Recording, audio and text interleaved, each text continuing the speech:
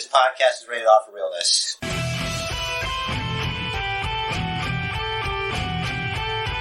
Hello, everybody, and welcome to the Basement Bookers Podcast. This is the Basement Bookers Podcast, and first and foremost, I want to thank each and every one of you for taking the time or accidentally clicking on wherever you've seen this. We're going to really try to make it worth your while here every week, day in, day out, on Rich DeRiz's honor. I make no such commitment.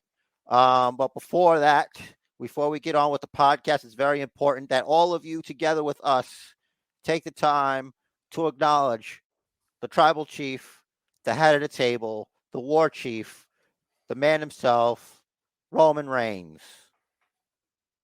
Okay, now that you've all acknowledged the tribal chief, let me welcome you officially to the final episode of the Basement Bookers Podcast ever. Of in 2022. 2022. You just had to cut me off, Rich DeRiz. Yeah. As usual, the man who loves cutting the shins out from underneath me just so I could be at his level, Rich DeRiz. Gotta try. I gotta the, try. The heart and soul of the Basement Bookers Podcast. I'm Basement Jer.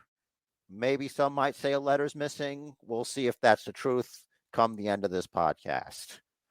Welcome, Rich DeRiz, to the final episode of the Basement Bookers Podcast of 2022. Thank you. How was your holiday weekend last week? Well, it was very merry. Good. Seeing as it was Christmas and all. Right. So that's good. Good food, good family. Football on TV or something. Everything, all the things you love about Christmas. Cold weather. Coffee. Trees. Decorated and shiny balls.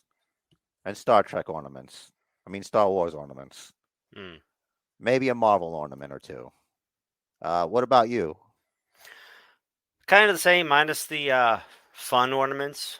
There was a town with a train going through it. Jersey. You know, travel. Why don't they make a Ms. Tiny Balls ornament? That sounds like a missed opportunity. Absolute missed opportunity. Although, I see Maurice with some photos of her tree, and there are some massive balls on her tree. Yeah, well, it's not like she's going to have tiny balls on her tree. She, compensation here. Right. He's got to compensate in all ways. Right. Okay. So moving on, I hope the Bookiverse, I hope all your holiday weekend was good. I hope you have a good New Year's coming up. But let's jump into the headlines of the week. Probably the biggest story this week, as reported everywhere, Dragon Lee announced that he signed with WWE this week and will start in NXT. Meltzer noted that there are plans for him to be moved up to the main roster by 2024, which will trigger a clause in his contract that boosts him to a minimum of $250,000 a year, and that he is currently the second highest paid member of the NXT roster behind Apollo Crews. Any relation to Billy Lee and Jimmy Lee of Double Dragon? Possibly, but then that would make them related to Roosh because he's Roosh's brother, remember? Oh, I thought he might be related to Keith Lee. No.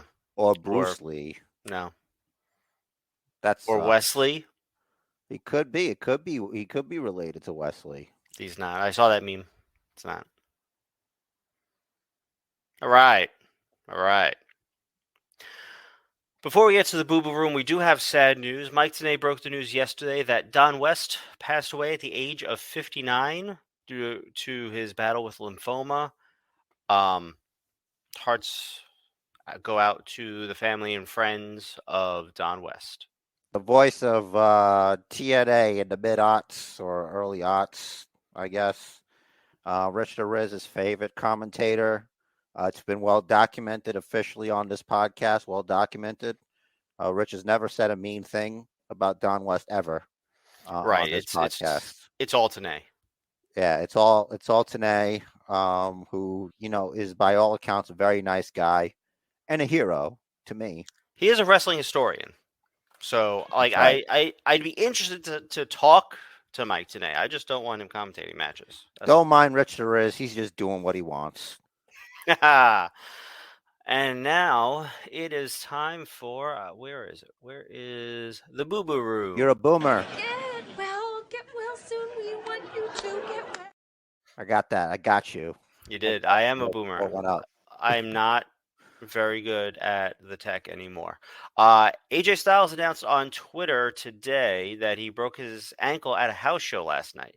He added that he doesn't need surgery, just some time off, and that, quote, this will be the longest I've ever been out of the ring. So, AJ, never rest, never rust. Get well soon. Get back on the high-flying horse. Catch up on some Elden Ring or something. You like video game. Go home and be a family man and do some gaming. There you go. And Ricochet revealed on Twitter that he needed 6 stitches to close a gash on the back of his head after last week's Miracle on 34th Street fight with Braun Strowman versus Imperium. Are you telling me that mistletoe and holiday magic weren't enough to heal him? Nope, I guess this not. This is unbelievable. I think that happened after the Kiss and Braun Strowman humping spot. So you're saying it's infected? Maybe that's why the lump got so big. But who knows? Not a doctor. Right. Moving on from the Boo Boo Room, Buff Bagwell revealed on Twitter that as of December 22nd, which was when he posted it, he had 117 days sober. Congratulations on your journey. Best of luck. Congratulations on not destroying your life anymore. That's a beautiful thing. Indeed. It's hard to quit drugs. It is. I don't know if it was specifically drugs. I guess he didn't specify. So either way, it doesn't matter if it's alcohol or drugs. It's the same kind of thing, unless we're talking about, I don't know, P-Hub or something. Like, what else could it be? There's 2 things. I mean, that can be an addiction, I'm told. I wouldn't know anything about that.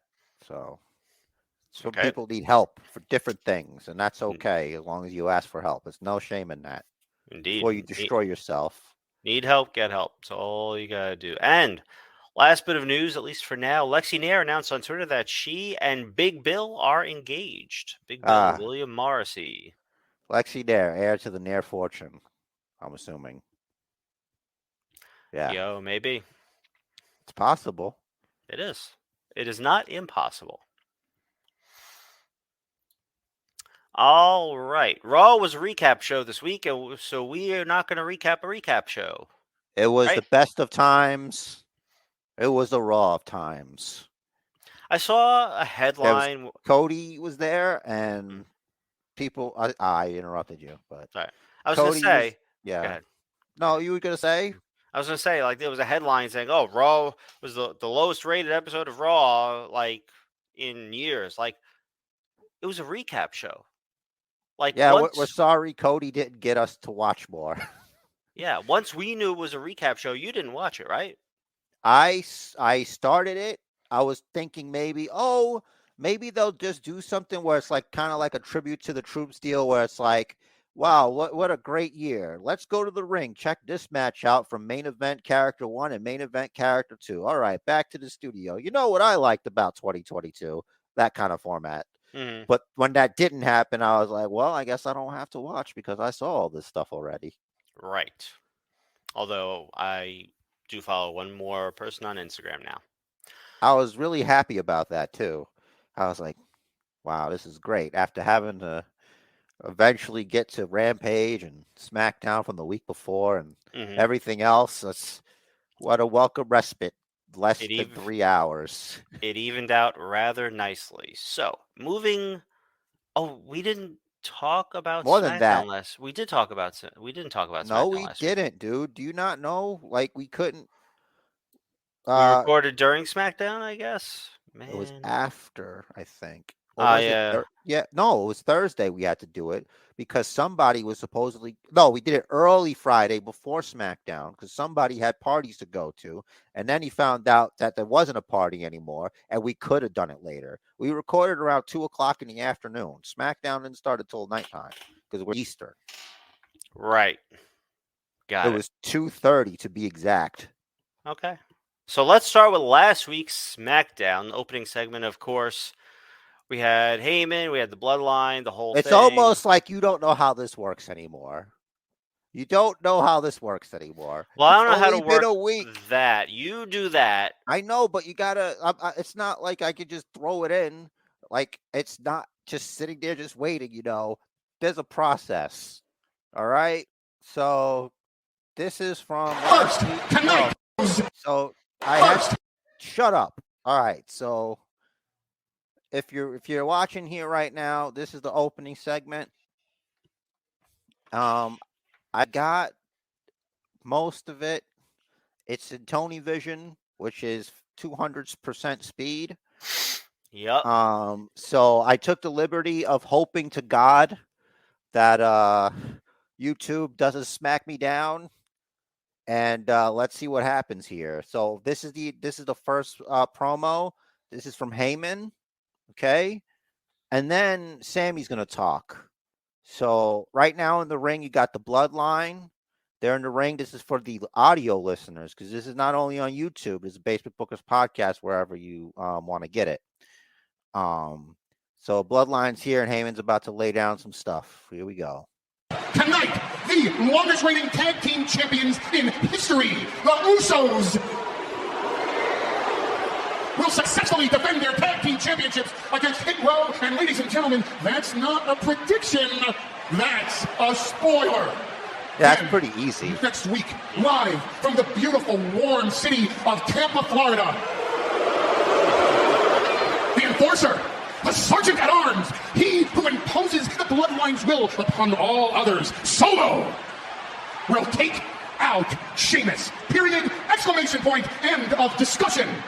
And then, ladies and gentlemen, the biggest televised match of 2022, when Kevin Owens and John Cena gets smashed by Sami Zayn and your tribal chief, the undisputed WWE Universal Heavyweight Champion, Roman Reigns. Look at Paul Heyman's defense. That's not as easy as the Usos beating Hit Row. That's Right. not. Sometimes you miss. Mm-hmm. And when you think about it, even though we all know how powerful the tribal chief is, and he truly is not really a man. He's something else. He's a category X. Mm. It's not your fault, Paul. So, happy belated Ramadan to Paul Heyman. Okay, Yes.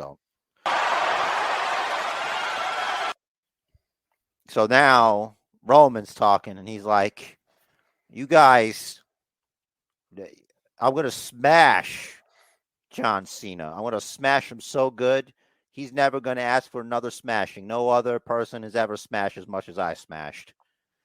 But right now, Sammy, he's not looking real oozy right now. He's got a lot on his mind. Anything to say there, Rich? Nah, I figured the video and audio will tell the story. And I just wanted to give you an opportunity. Just jump in whenever you want. If you need me to stop, just signal or something. So it's going to the next thing. I forgot to lower the duration of it. So it's like, look at him, he's so cool. Look up. Now he's chilling, he's waiting. Sammy Uso over here, he's got the hair. He's trimmed up a little bit. And really, all I've ever wanted is the same thing everybody wants. Hold on, I'm sorry. I think I missed something. All right, it should be to really be on top of the world. It's the holidays, and really all I've ever wanted is the same thing everybody wants. A little respect. And after all these years, a place to belong. And after all this time, I found that. I found that with the hottest group in the history of the WWE, the Bloodline. I found family. I found respect. They love me. They love me. They love me. This city loves me. Everywhere I go, they actually love me. Every city we go, you guys are there. It's Sammy. Sammy. And you would think that would put me on top of the world, but it doesn't. It doesn't, because there was a black cloud hanging over my head, and it's called Kevin Owens. Because last week, what should have been a huge week for me, was ruined by Kevin Owens. Not even by Kevin Owens, by Kevin Owens' existence. By the fact that his name has been tied to my name my entire career, and I can't get rid of him. And he wants to carry on and say, he's done with me, but he's not done with the Bloodline. You don't have a problem with him, you have a problem with me. And then, of all things, you want to bring back John Cena? You You want to bring back John Cena to try to upstage me, to upstage us, to try to steal the show? I got news for you. We are the show! Kevin, listen very closely. And John Cena, I don't know where the hell you've been, and I don't care, but I hope you're watching. We are going to destroy you. We are going to rip you apart. We are going to leave you mangled. You understand? Because you are trying to step to the bloodline, and when that happens, you get smashed. So prepare next week to do what every other WWE superstar has done, and what the city is about to do, and that is to acknowledge the tribal chief. All right. So, spoiler alert: the wise man was right as usual. Yes. So yeah, I thought that segment. I think it perfectly leads. It's a perfect. And this is, of course, speaking from the future. So, having future knowledge now, that it ties perfectly into the current storyline, what happened yesterday, and we'll talk about when we get to that SmackDown, right? Yup. So next we have the tag team championship match earned by Hit Row and Aura, as affectionately they are now to refer to as Hit Rope. Mm-hmm. Because of the dazzling top dollar display that affectionately has been seen on our Basement Bookers Facebook page. Check that video clip out. Yes. So this is where the end happens for Mr. Dollar, as he's called. Kick to the mug on, then into the D1, 1D, one and done. And then there he goes, top dollar. He's just hit his face. And he's got that. He's ready for his 3-second tan. Jessica Carr, who was just, quiet last week there, does the pin. And look, this is exactly what was going to happen. That, and I know a lot of you are thinking, yes, that is the cousin to Jake Hager's hat from Los Angeles. Yes. So just so you guys know, in case you didn't know, she likes that hat. She loves it. Sources nowhere near the situation tell me. Right. So, and then next we go on to the victory. This was foretold. It was destiny. It was set in stone. And then at this moment, both Wade Barrett and Michael Cole take the time to acknowledge the official podcast of the Island of Relevancy, the Basement Bookers podcast. So make sure to follow the Bookers, get on the YouTube, all that stuff. Michael Cole talked to me the other day, and I told him thank you. All right, so next. Just throw that in there. So here's Ludwig Kaiser and Giovanni Vinci. They're like, listen, these guys, they're circus people. We're not circus folk, so they might have the advantage in this circus match that we're going to be doing. And we really hate that we drew the short straw on this one. Why using Imperium in this? I get it, but I don't get it. Ring is sacred. And Kayla's like, yeah, Basement Bookers are great. All right, so we move on to everybody's response when they decided that it was Xia Li. And so the security guard, obviously, shocked as we were that it wasn't someone better. I mean, more surprising, more like, whoa, and less like, make a lot of sense, I guess. Yeah, this is like probably 2 steps above the revere of Cole Carter under the AEW hood. Except AEW didn't have this heroic security guard. Right. Providing so much. Looking shocked at Adam Pearce's tie.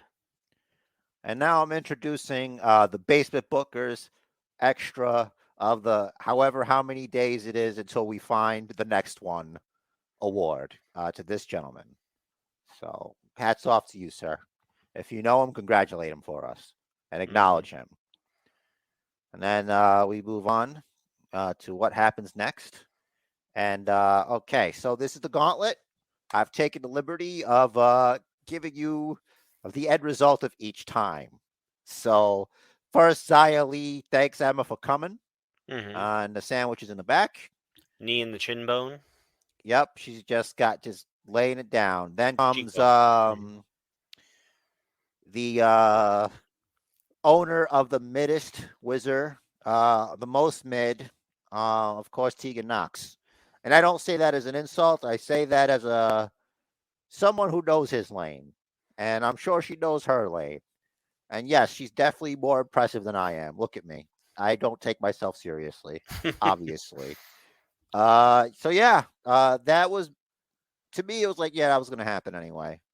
So next we had, it was Lee. She runs into a bus named Raquel Rodriguez. And, she actually put up a decent fight for someone who just beat two people. Mm-hmm. And then after that, it's Raquel versus Liv. And this spot happens. Damn it. Stop. I was not done. All right.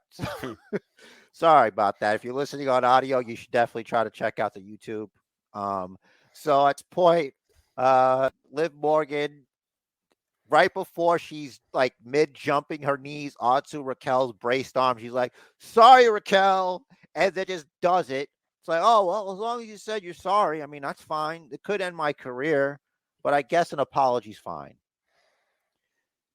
Next is the about the title, there. Yeah, she turns it into, she does the Tahana bomb or whatever. Mm-hmm. Just almost a Rhea Ripley pin, but not quite. She's a face. This is great for her. She's excited. She did it. She's going to get a piece of Ronda Rousey. But it is at this point that I forgot about Sonya Deville. So after beating Liv Morgan, Sonya Deville comes out. I thought Sonya Deville coming out to be like last was very smart, because it's like, look, we got Ronda at home. So if you can't beat Ronda at home, you shouldn't fight Ronda, right? Yeah. So I love Sonya Deville. I'm just saying that's how she's treated by these people. So next, Raquel makes it. She makes it to the mountaintop by picking up who, by the way, listen, you got to appreciate Sonya Deville's expressions. She looks terrified. It's like, this is going to be bad for me. It's going to hurt real bad. Mm-hmm. She's hoisted up in the air, like one arm. That Raquel Rodriguez is like, yes, I've done it. I'm going. I'm going to finally get a piece of Ronda Rousey. And then I sound too much like Joan Jett, so I have to make it fake, guys. So I'm trying not to get struck. So Ronda Rousey's like, hey, you're really excited. You're going to fight me over on SmackDown next week, but not anymore. You're not, because I've got someone else. You got one more match. And this upset Wade Barrett. He's like, what is this? This is nonsense. Raquel Rodriguez, she just finished. She can beat up all these other women. This is an outrage. She was never announced. This is unbelievable. It's like, wait a second. Aren't you on color? That's Cole's job. And your job is to be like, well, you've got to be ready for anything that comes at you. Yeah, it's a little backwards from what we're used to. But I did appreciate it, because at the same time, it's like, well, it's that egregious where it's going to bother the guy who's usually on the side of the bad guys, right? All right, so, Shayna's like, yeah, I got you. But no, somehow Raquel Rodriguez is able, after wrestling, beating two people, getting a roll-up on a fresh as a daisy Shayna Baszler. That makes Shayna Baszler look great. Yeah. So, next, Raquel Rodriguez, look how happy she is. Real white meat baby face, that one. Some might say at this point, the most whitest meats of baby face. But next week, that'll change. All right, so next on the docket. Walk out here to confront you guys. Everyone in the world watching. I had to brace myself for more from the Rambling Man. So Rambling Rabbit comes out after Raquel Rodriguez. I'm trying to move it up just. All right, so here we go. So for the audio listener, it's, just picture in your mind anytime Wade Barrett, anytime Bray Wyatt is on stage these days. And this is what you see. So here comes what he says. Hardest things in the world for me to do is to walk out here and confront you guys, with everyone in the world watching me, man. This is incredibly nerve-wracking. It's a wild feeling, man. It's a pretty surreal feeling, man. Like, I don't think I'll ever get used to people being excited to see me. I don't really understand it. But Sounds like a South Park character. I really look at myself like that, man. I try to present you with the realest me that I know of, but I genuinely don't know if there is a real me. I don't know, man. That reminds me of Butters. LA Knight owes me an apology, man. Nobody listened to me, man. He didn't believe me. You didn't believe me, did you? Hey, no. Be honest. You thought it was me for a minute at least. Nah. Yeah. But the truth is, I am not Uncle Howdy. I never was Uncle Howdy. When I think about whatever Uncle Howdy said, I'm sorry, I lost my train of thought. And this is where he falls apart. And then he's going to attack the cameraman.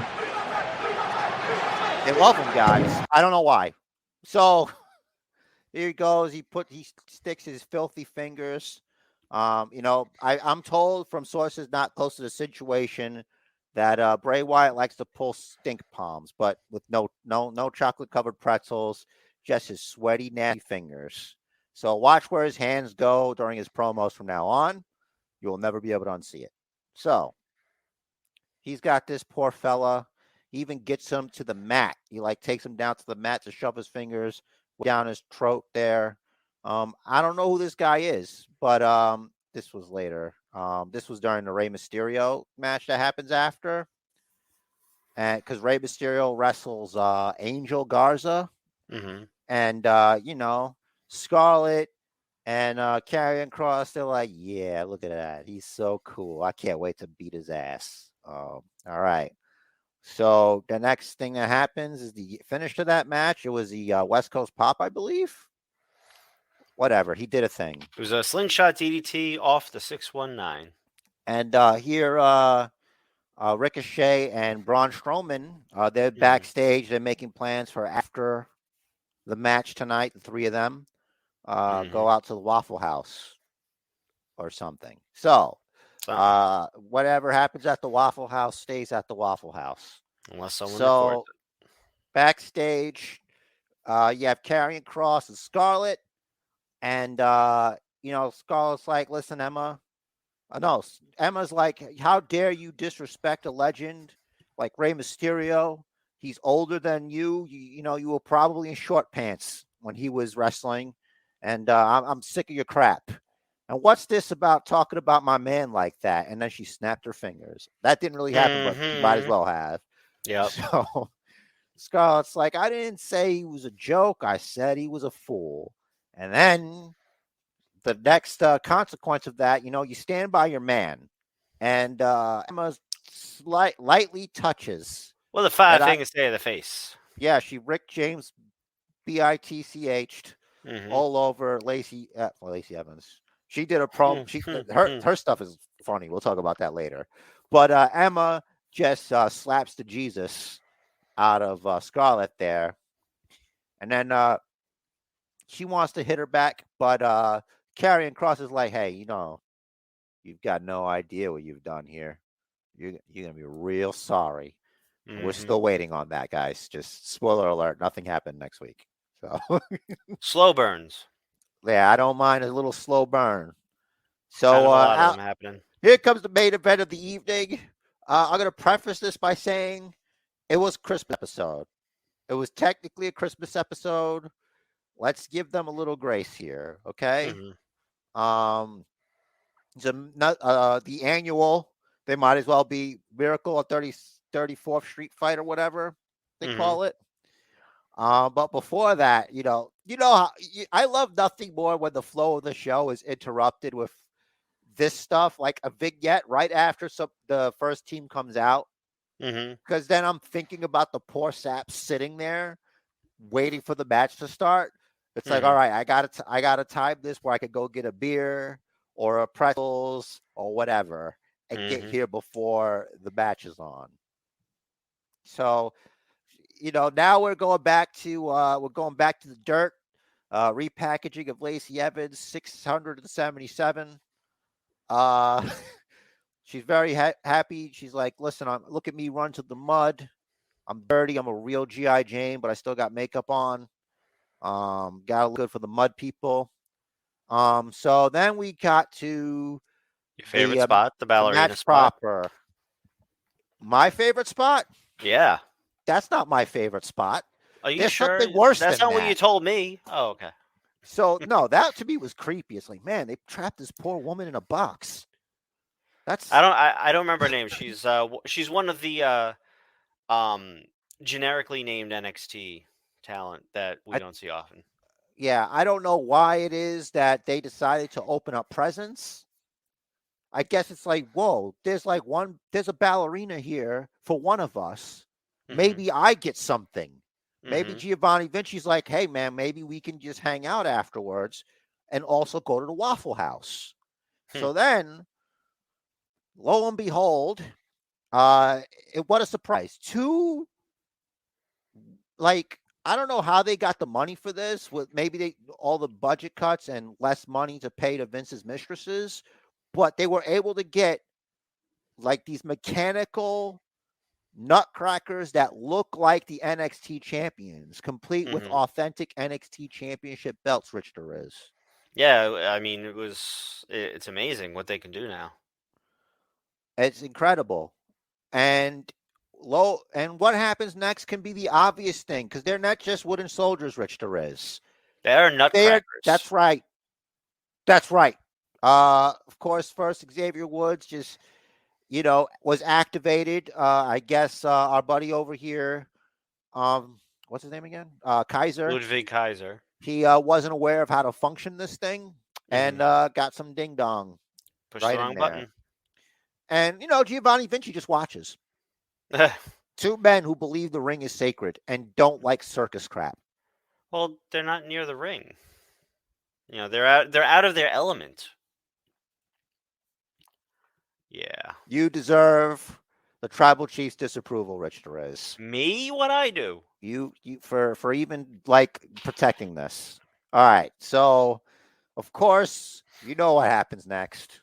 Mm-hmm. Giovanni Vinci decides, nothing's wrong with mine. It's gonna be fine. It's not gonna. Oh, where you going, bro? I'm about to use mine.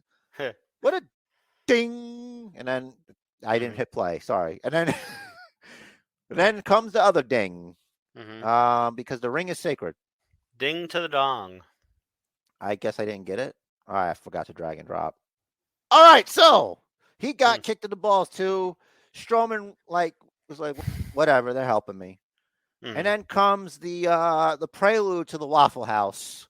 So Ricochet took a bad bumpy wump, and then Strowman, very close to Ricochet, back pressed up against him. He's got the mistletoe. He's like, "Get over here, give these smackaroonies." I should have thought of that earlier, but I didn't think what to do here. Sorry. So that happens. And then off the shoulders of Braun Strowman comes Ricochet down upon the lifeless form of, I think it was Vinci who took the pin, of course. In the most Waffle Houses of Waffle House pin, Strowman adding pressure, helping Ricochet to put pressure onto Giovanni Vinci. And Richard Riz's face says everything. Think he's got some nuts on his chin there. No, because it's if you look closely, video listener. So Ricochet's on top of Vinci, but it's his stomach, dude. You can see his leg. But Braun. It's like his leg. Well, Braun's definitely one thrust motion from giving up the kingdom. Right. And technically, okay, so next, that was the end. And of course, we got the little snippet of what's going to happen next week from that, which was yesterday from now. Gotcha. So let's put a pin in that. Let's do an overall takeaway from last week's pre-recorded SmackDown episode. What do you think about that? I'm just reflecting on how carefully edited it was, because I didn't see anything about I didn't see where Ricochet got cut or banged his head or whatever. I didn't see any blood. Yeah. So that You was don't some. know it's taped until they do stuff like that. And Yeah. also till you remember stuff like that. Right. Um, all right. So what do you I thought it was fine. I thought for it wasn't a best of episode. And Right. that's the best you can ask for, I hmm feel. Yeah. Thank you for not blatantly half-assing it. Yeah, it gives them time off to do hmm stuff, you know. So, all right, what do you want to do next? NXT is the next in the WWE universe. All right, I guess that means I got to pull up the reference here. So, that was a fun-ish episode, I guess. I thought it was fine.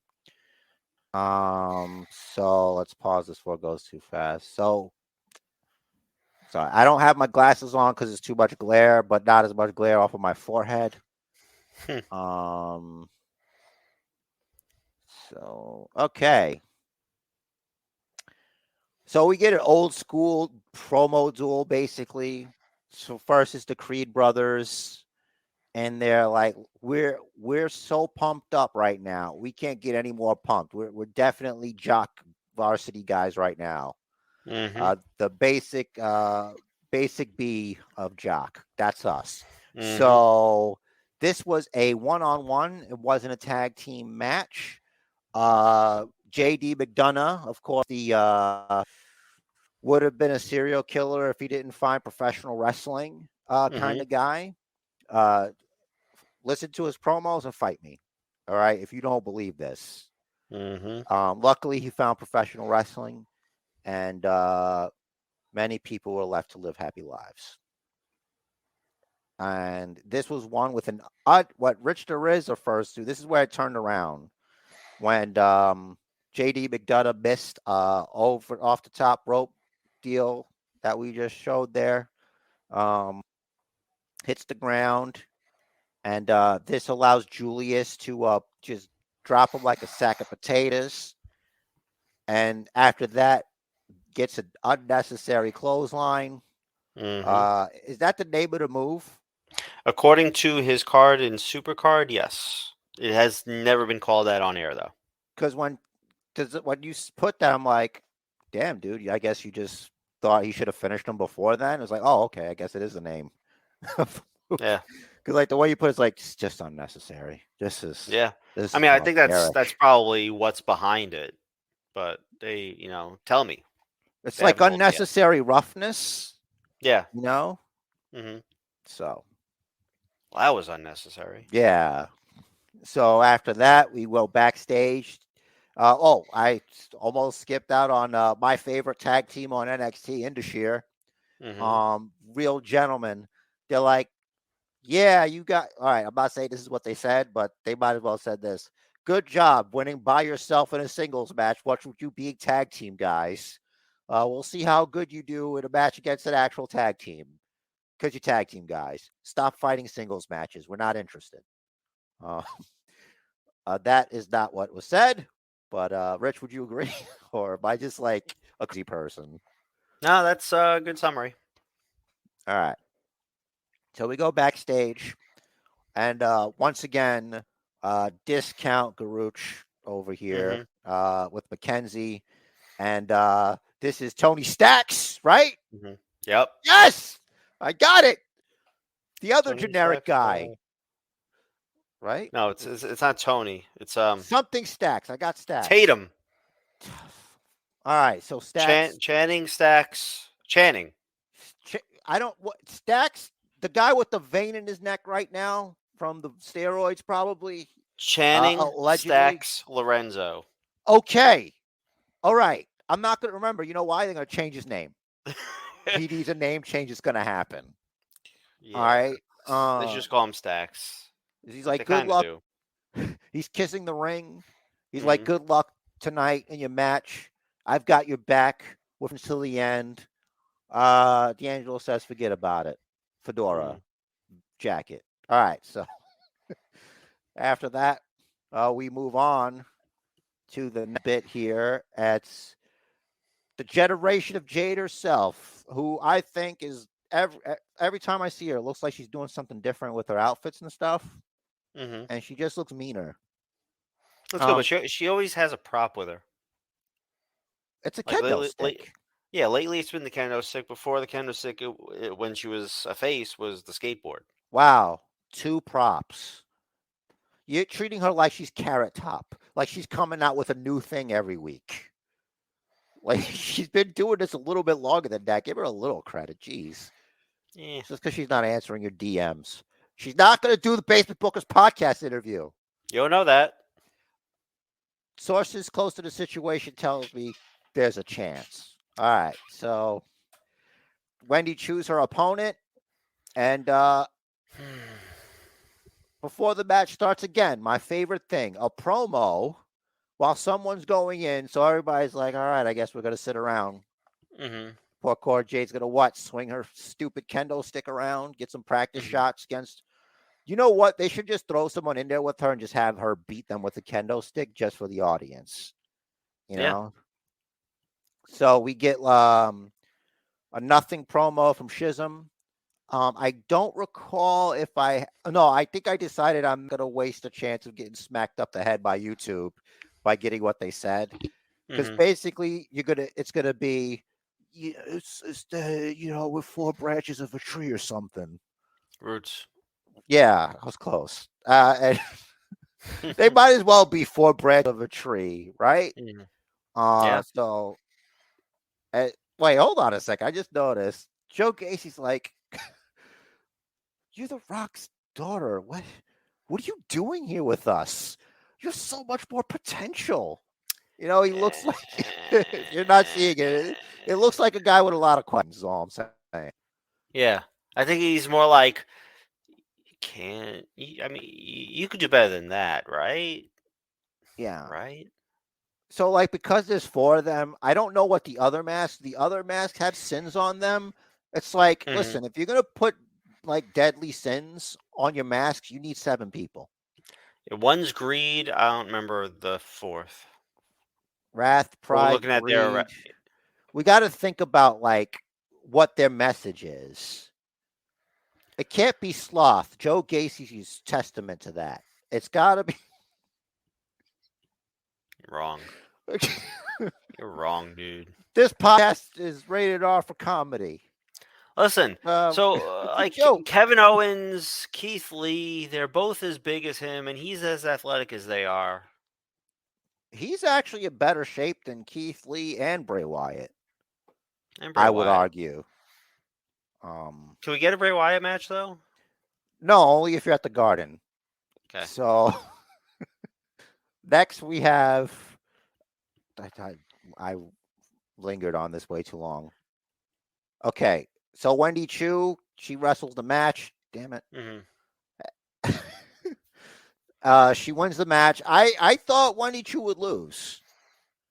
And this was clean, basically.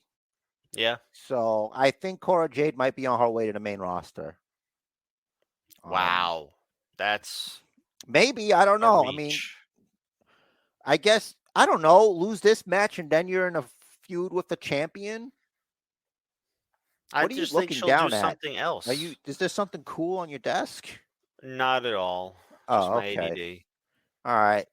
Listen, there's 100 things for her to do. I don't know Okay. what she's gonna do, but I don't think she's quite ready for the main roster yet. Yeah, that's very thoughtful. All right. So next, we've got what? So she could be doing 100 things. I don't know what they are, but as time will tell. Time will tell. So here we go. Everybody's favorite wrestler, Rich Riz's favorite wrestler. Nope. We talk about him off air a lot of time. And you might be thinking, Jerry, why are you being a jerk to Ikemen Jiro? This is exactly what he said. This is a screenshot. These are captions from NXT. I didn't put this. So he says, jacket is what makes Ikemen be number 1. It's time for a new jacket. And that, what? Go ahead, buddy. So I think it was one of the announcers Booker earlier, T? like leading up to this. I don't know which one said that Ikemen has like 300 jackets, right? Right. So why does he care about this one? This one's Why can't he special. wear what? Why can't he wear any of those? Why does he have those if this one is so special and this is the only one we've ever seen him wear? All right, I've got two things on that. Okay, One, that jacket's special. why? Two, it's about honor. If you steal one jacket, you steal all jackets. Three, don't know. So, yeah. 4. Who did Reggie piss off for Listen, this to be? we're not there yet. We're not there yet, okay? So It was then Reggie that took the jacket yeah, but we're not the in previous week. yeah, I know that. But he's not even like what if they didn't watch last week? You know? Every week's a new adventure. You know? Maybe you should check out the Basement Bookers because we covered it last week, right? We did. So Without the jacket, he's just Jiro. Jiro says, yeah, exactly what Rich says. Because I forgot its words there and not out of my head. This happens sometimes when you're mentally ill. So here we go. So then what are you doing? Like, so you're not Jiro when you're in the shower? Or do you shower with the jacket on? Or is that where you lose yourself? You're allowed to finally lose yourself in the shower whenever you can't wear the jacket. Are you not Jiro in the pool? Are you wearing your jacket in the pool? Are you wearing your jacket to Waffle House? These are questions. So, If anyone is actually, I was gonna say if anyone's wondering what's going on with Waffle House, but I'm sure everyone that listens is younger than me and like is on Twitter and everything more than I am. At least I know what the Waffle House thing is about. So listen, all I'm saying is if you're in on the joke, you're old enough to be in on the joke. If you're not, then good. Look, yeah, we have a wide audience, dude. All right, so true. jacket is what makes he continues. Like after we're done like shoveling, hmm oh shit, there's more stuff. Okay. hmm Jacket is what makes me even more me. So he's double Jiro when he's got the jacket. And it makes everyone smile. That's not true. Not me. Am I smiling right now? I'm not. Y- You're Are you not. smiling when you're watching NXT? Not his segments. But we don't speak for everybody. Some people make some people smile. You can say that. Yeah, So some people call Christian a legend. I've met Christian Cage. He's a nice guy. He didn't have much to say about my dad because I don't know if he's still alive or something. But I'm pretty See, that's the sure thing. He couldn't get a read off of you. no, So I think he's like I that don't know if if if I have an in here. I don't know. I'm no, gonna I'm just gonna not talk about the dad. I didn't tell you this, but that day I knew that my dad was still alive because Christian Cage didn't tell me he wasn't. Or maybe I Even think if he at that doesn't know time he because you wasn't, don't know. yeah. I don't know. I think his power is beyond that. So far, we don't have any evidence on the contrary kind of thing. Mhm. Right now we just know. Like, I wonder if he just knew that he had to work with Jungle Boy for a long time. Mm. So back to NXT. We got Brooks and Jensen. Yep. And Brooks Jensen and Josh Briggs. Yeah, Fallon Henley. Yes. Yes. All right, and she's stretching out, and Brooks is like, "Wow, you've got this. She's totally got this, right?" Briggs. And then the guy, Brooks. he's got a bro. I know his name. I'm just saying the Okay. other guy, but you can go ahead and correct me. We all know you're better at me than this. So Rich DeRiz, who's master of names, already said the name. So, and I put up a little meme here. Mm. When I say you're on her side, and she asks, "Who is her?" Mm-hmm. And he's just like a deer in headlights. You know what he means. He means Kiana James. Because for some Yeah, the reason, person that gave him that shirt. yeah, she got his exact size and everything. Mm-hmm. So we got the finish to Jacket Man. Yep. Oh, There you okay. We got Jacket Man, and as Rich has signaled to us physically, because you can't see him, the scripts showing Mhm. off that he can write in cursive. I can sign my name. So here he comes off the top rope, right onto poor Jacketless time, which he. Wait a minute. He doesn't wrestle with the jacket on, does he? Always. Oh wait, Scripts did not wrestle with the jacket, but He. Ikemenjiro, when he has his jacket, always wrestles with the jacket on. I feel like that was a missed opportunity and a missed psychological warfare. Mhm. Scripps should have been wearing the jacket. He should have wrestled in the jacket Mhm. and then beat him with his jacket on. And then he just comes down onto Ikemenjiro, junk first, of course. Beating him with his jacket off. That's right. We Jacket don't know. off. We don't know what would have happened had he had the jacket on. Right. There's the cover there. Referee's eager to count. He just wants to go home. Mhm. And Scripps was nice enough to leave Ikemenjiro with his jacket. Mhm. Maybe this is the only jacket he has with his face on it. Then why does he have 299 other jackets? Do they have his face on it? I don't know. He hasn't shown us any others.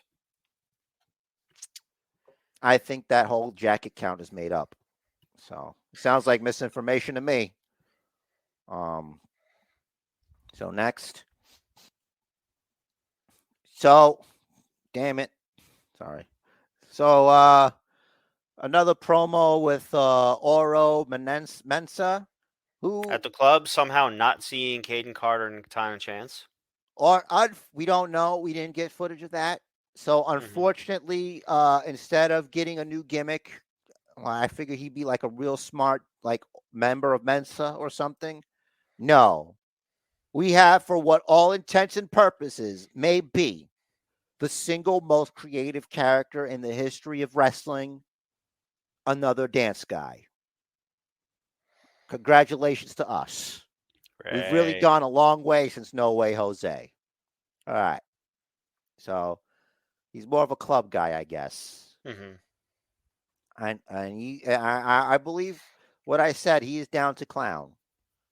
But who's not down to clown is Alba Fire. Alba She Fire. she cuts a scathing promo. Some might say fiery promo on everybody's favorite witch, Isla Dawn. My favorite witch. She's going to take her bat. She's going to hit her in the head. She's tired of her games. She's crazy. She's got the best outfits. She's still we. Is there another bat? Is there a bat fight? Who knows? Then next we had a match with Lyra Valkyria. There's too many Norse themed women on WWE television right now. The max of 2. We have That's where we're at. Valhalla Mhm. and Valkyria. Mhm. I think 3 should be the round out. She can make it rain. Apparently. It's storming in there. Well, it remains to be seen on she's able to make dollars rain. Mhm. Okay, it's still NXT. It's not the big time yet. Right.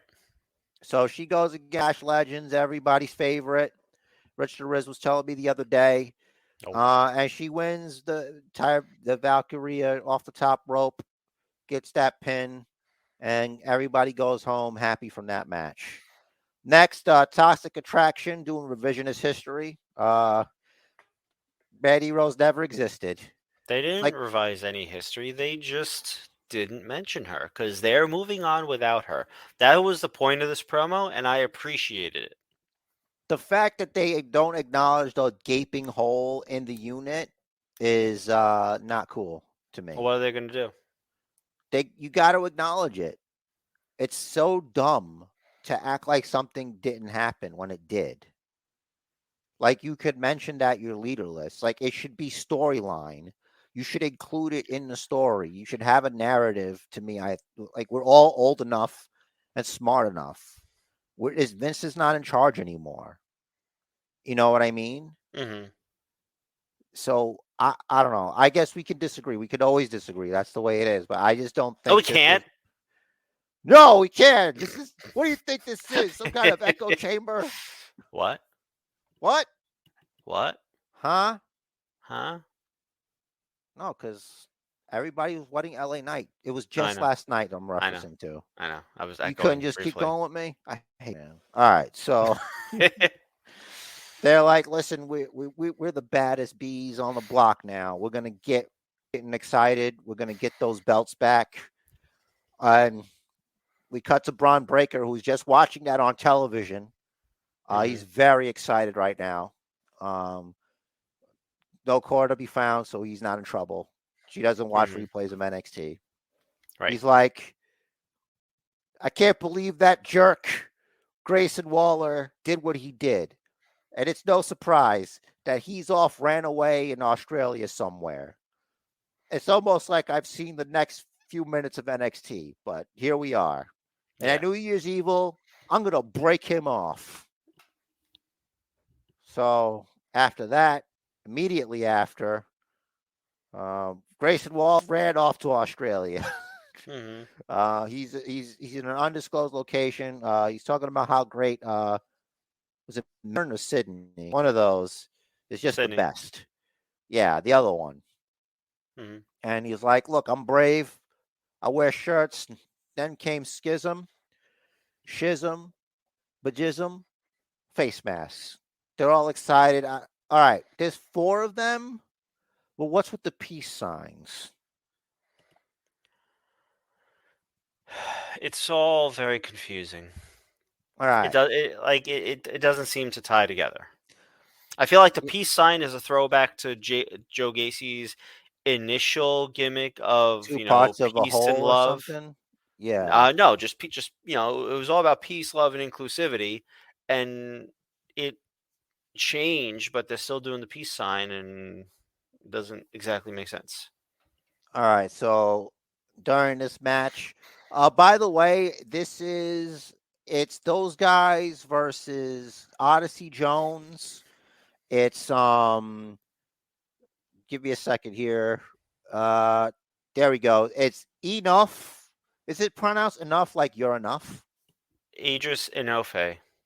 Oh, it's it's almost like enough. If you read it, it's Enofe. So Enofe, Blade, and OJ. Not OJ Simpson. He's not a wrestler. Correct. With the upside down. I actually have that. So before all among this, the Rock's kid, aka the Pebble, as Rich thinks he's the most original person to use that. I am. And she's like, Booker T, nonsense, branches of a tree, etc. And then Booker T immediately after is like, she didn't say that. Tell me she didn't say that. And Kevin and the other guy's like, I don't know. I don't know what she said, dude. Let's just keep moving. She's obviously unstable. So then Gacy, hits him with the upside down, which is not a bad move. It looks like it does some damage. There are some terrible moves, and that's not one of them. So backstage, Trick and Mello, don't even worry about Apollo Crews. At New Year's Evil, he's going to have a bad time. So Helen Henley, I think she drops down to the ground. It's almost like she fell into her, like Kiana James's knee or ankles or whatever. I thought so when they do a drop down, right? Yeah. The point of it is to get your opponent to trip. It until the past 3 or 4 months, it simply has never worked on WWE TV. It's like, oh, okay, drop down, leapfrog, this, that, the other. It's time to flip the genre on its head. Right. Now they're like, okay, well, the point of the dropping down is to get your opponent to trip. Maybe every now and then it should work, so people know what the fuck you're trying to do. Sorry to curse, but, that's what it is. And it's working. Don't It forget worked to here. add to the swear jar, Rich Derez. Yeah, there you go. So it worked, and we see Kiana James actually injured her ankle or something. Allegedly. Right, Allegedly. right. All right. So she's selling Mhm, Fallon Henley. She's going to capitalize. And then she just creams her right in the face. mhm, Just creams her. And then mhm. shout out to Don West. All The right. second So, shiniest wizard. and then there we go. The pin. They keep the bar. They keep the bar. Everybody's happy. Rich was happy. He didn't want that bar to go under new ownership. He's experienced firsthand the roughness of losing a bar. He doesn't want that to happen to anybody else. You don't even know. It's not even about the drinks. It's about the hangout. All That's right. right. So here comes Roxanne Perez. It was my dream, etc. Like, I Champion. still can't even believe it. Like, she can't. She's just going back to when she was a little girl and she never could leave. No, she did. She probably had like a toy championship. She's been a fighter her whole life. All 5 minutes. I'm old. I'm dying slowly. All right. So Mhm, next, we have Isla Dawn. I thought this was a great shot of her looking very witchy woman. mhm. She's scary. Don't forget she will blow red pixie stick into your eyes.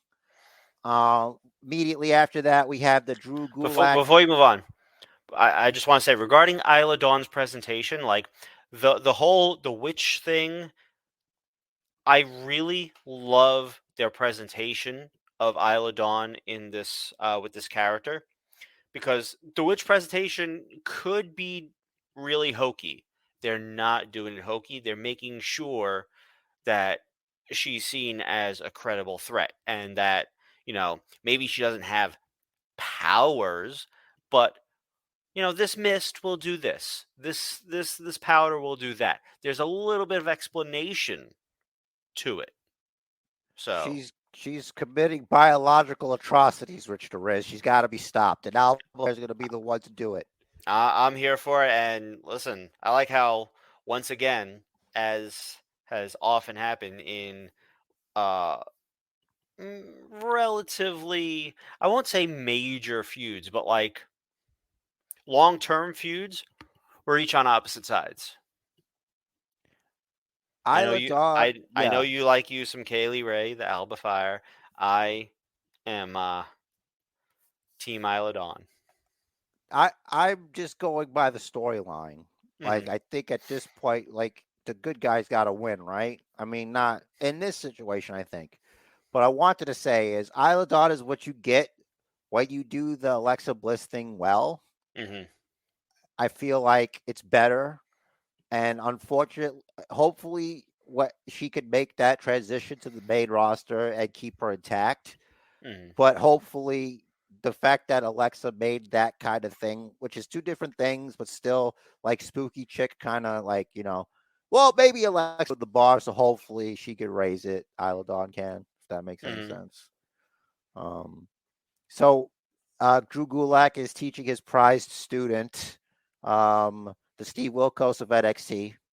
Hmm. For our younger audience, there was a long time ago a TV show called The Jerry Springer Show. And Jerry Springer, they would get into fights, the guests, over baby daddy or whatever. And they had a popular security guard. His name was Steve. Hmm. And Steve got so popular throughout the years that he was able, and I couldn't believe it, because one day I was just browsing TV. I think I was sick out of work. And I'm like, is that the guy from Jerry Springer? He got his own TV show, the Steve Wilkos Yep. show. Hmm. So, just remember, believe in yourself. Hey, listen, So, still more legit than Wendy Williams. I'm just saying. yeah, I don't know the difference. So we got fellow over here, Drew Gulak's teaching Steve Wilkos of NXT, the security guard guy, I forgot his name. Hank Walker. Hank Wanker. And Hank Walker, he's, it's supposed to be an exhibition. So he's got this first gentleman in a chicken wing. And Gulak made sure to mention as soon as he taps, I let go. You hold on to that. Gradually, as he goes, after he takes down a wrestling guy, it takes a little bit longer for him to let go after the tap. And then it gets to the final guy. Hank had to break it because he's like, wait a second. This is after the second guy. Hank's like, hey, this is it's a little dark side here, bro. Like, you got to take it easy. What's going on? Maybe it's an accident. Maybe you tripped up. Maybe, what? I don't know. It's like, what do you mean by that? And then, you see, he's got it really cinched in. Now he's like, it's an exhibition, remember? Come on, man. And then comes what I think is going to be the future, a contender, most prestigious title next to the Basement Championship, the World Television Basement Championship, which anyone can compete for on any show at any given time, should we fancy it. It is at our discretion. He's like, look, you're over here with these jabronis. What about me, sunshine? I'm going to show you.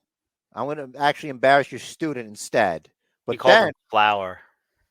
Called a flower? Yeah, he called him Flower. It was great. I can't wait till he starts leaning into like creme brulee people. Except for like if it's him, it's very threatening and a very real danger. Man in the mask.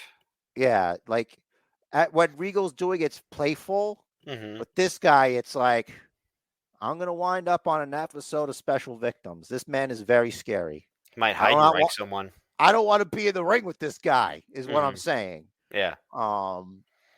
So basically, he's gonna stretch his muffler, is what he's saying. So here he is, the poorest imitation of an Italian man. Everybody's favorite guy, discount dollar store Garuch, Tony D's nuts. Yep. And he's ready to face off against Wesley for the North American Championship. The title's on the line. And this is in purple for Rich Derez. So I guess this using for you. What's yet another abduction in NXT. Like, can the authorities watch what's happening, please? I kind of find it kind of great because if you think about Tony D'Angelo, his character is supposed to be like a Don, so basically like a criminal. Dijak's character reminds me of like a vice cop who's like he's taking the law to his own hands. He's tired of Tony D getting away with everything. He's too close to this. He's on the edge. The chief gave him the speech. The chief's like, Dijak, you're too close to this. I want your gun and your badge. And he's like, he takes his gun, his badge, and he slams it down on his desk. And he's like, and he just walks out. He's like, maybe I'm off the force. I don't give a damn because I lost everything. He's that kind of guy. The law. All right, he's not Judge Dredd. All right, listen. All right, so right, but the line works. This allows a distraction for Wesley to take advantage, to capitalize, as if there was any danger of Tony D's nuts becoming the North American Championship. Outside of a multiple man situation, I don't believe this is the case. I might be alone. He might be the greatest of all time, but my opinion, and nobody asked for it. All right, so. So Wesley wins, and that was the main event for NXT. So Dijak needs to be careful. You know, you get a lot of people could be released if they find out that you're bust or BS, bro. Oh my God, I really love that gimmick now, just because of this. Because I added so much more to it. It's like I'm wondering what Tony D did. What's there's got to be something here. What's going on? And then it's just going to let me down. It's just nothing. He just doesn't like the guy. Yeah. You represent the dregs of society. I'm here to clean up these streets. That was NXT. So are we gonna just keep mainlining E and then go to AE? Or all right, that's the head nod. Rich Perez, I'm going to ask in the future that you get more lighting It's like the dark side of the force on your side of the room here. I keep And saying you're I'm going to making move me my very lamp. I haven't had a shiny. chance to yet. It's like it's over there and it should be there. It's all right, Rich Deriz. You know why? Because the Basement Bookers podcast strives to improve every week for the beautiful people. And I You want to you take this time. you Yes, got enough light for both of us. not really. Um, when you're editing, it's annoying, but don't worry about it. I want to take this time to thank everybody in the Basement Bookers podcast for continuing to listen to us. We're gonna keep on rocking into, I guess, Friday Night SmackDown, the recent. Yup. So that to me was my favorite episode of TV for the week. Probably, yeah, for the week, I would say. I'm gonna just I get in didn't I there. didn't pick, but eh. Excellent. Riveting. So we have the Basement Bookers podcast here. Um, the door, everybody. The door is here. The door that signifies the Lincoln Park warm up band Mhm. is ready. Um, With the pianist. every time it comes on, I'm like, all right, this is what plays before the band starts. Mhm. When you're at the show. It's Code Orange or something, right? Same Yes. band that did uh No Man Is Ever Truly Good, whatever that's called. Yeah. The Alistair Bleak. Yeah. Um, so here comes Bray. I think I have for you guys what he's going to say about what happened last week. Here it is. Never mind.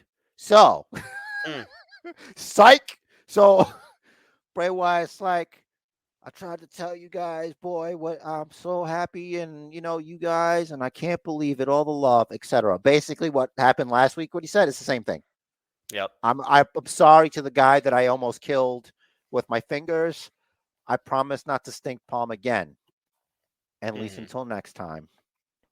And then LA Knight's like, Yeah. yeah. And they're like, Yeah. and the audience is like, what? And he's like, huh? And they're like, what? He's like, huh? Then I'm like, texted Rich. I'm like, hey, that's the appropriate response. I think that's what you should Mhm. just do. Mhm. And Shut up, dummies, I'm talking. Yeah. basically, you remember that better than I do. So at Mm. that point, here comes Boy Howdy, as LA Knight likes to refer to him. Did you say Uh, Bo Howdy? Boy Howdy. I know Boy Howdy. I was Oh, you were trying to be funny. Mhm. Hold on a I second. believe. Bo Howdy. And Mhm. Bo Howdy, I have to correct myself. Bo Howdy's here. He's like, yeah, I like you. You're my brother. And LA Knight's like, oh man, these two guys are on the same side. They're standing on the same side of the ring. Obviously, I'm outnumbered here. I thought I was the heel. And Mhm. then, to no one's surprise, Boy Howdy, you can't really tell if you're watching. I'm sorry, it's not me, it's them. Mhm. Sorry about that. A little preview from later. Boy Howdy's got the Sister Abigail, and he hits a smoothly crisp Sister Abigail on Bray Wyatt and just bounces. Mhm. And LA Knight's like, what? This is confusing. And next we have the World Television Basement Bookers champion, Sami Zayn himself. This, of course, taken after he found out the news that he was still the World Television Basement Bookers champion. He's extra happy. Mhm. Um, so, anything to say on that, buddy? Thought it was interesting. There's obvious okay, I mean of course, but I like Water is that wet.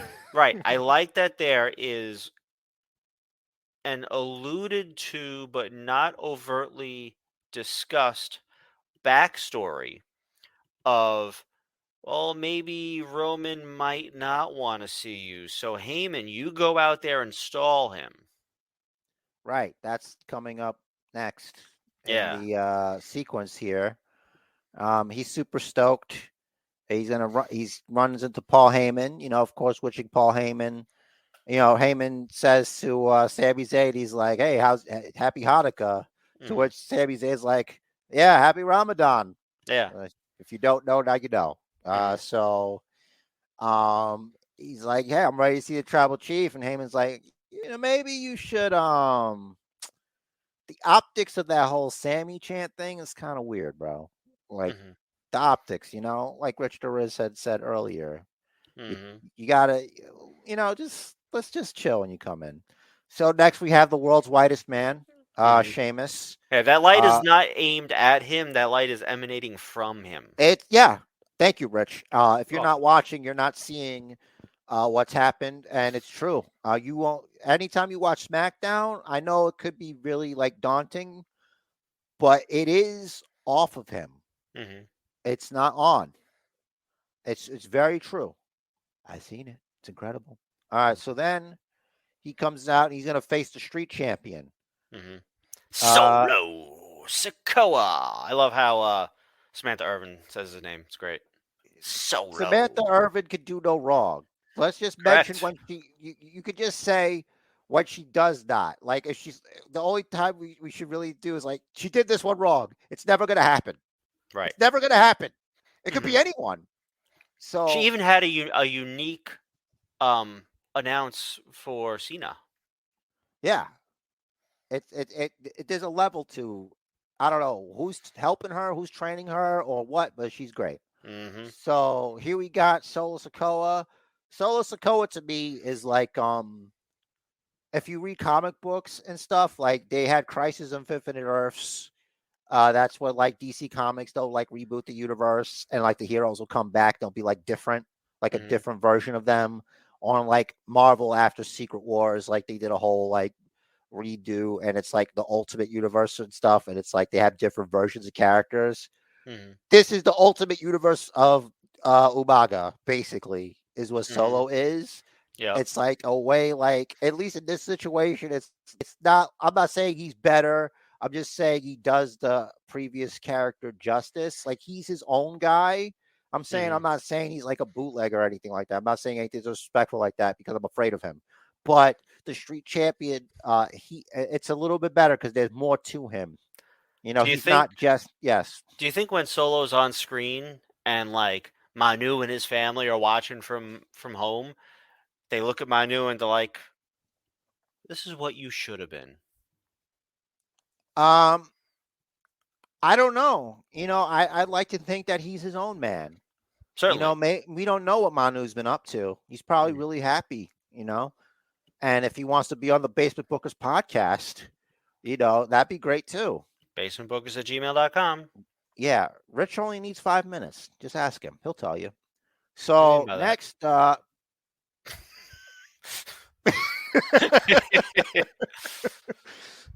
you miss a lot if you're on YouTube, guys.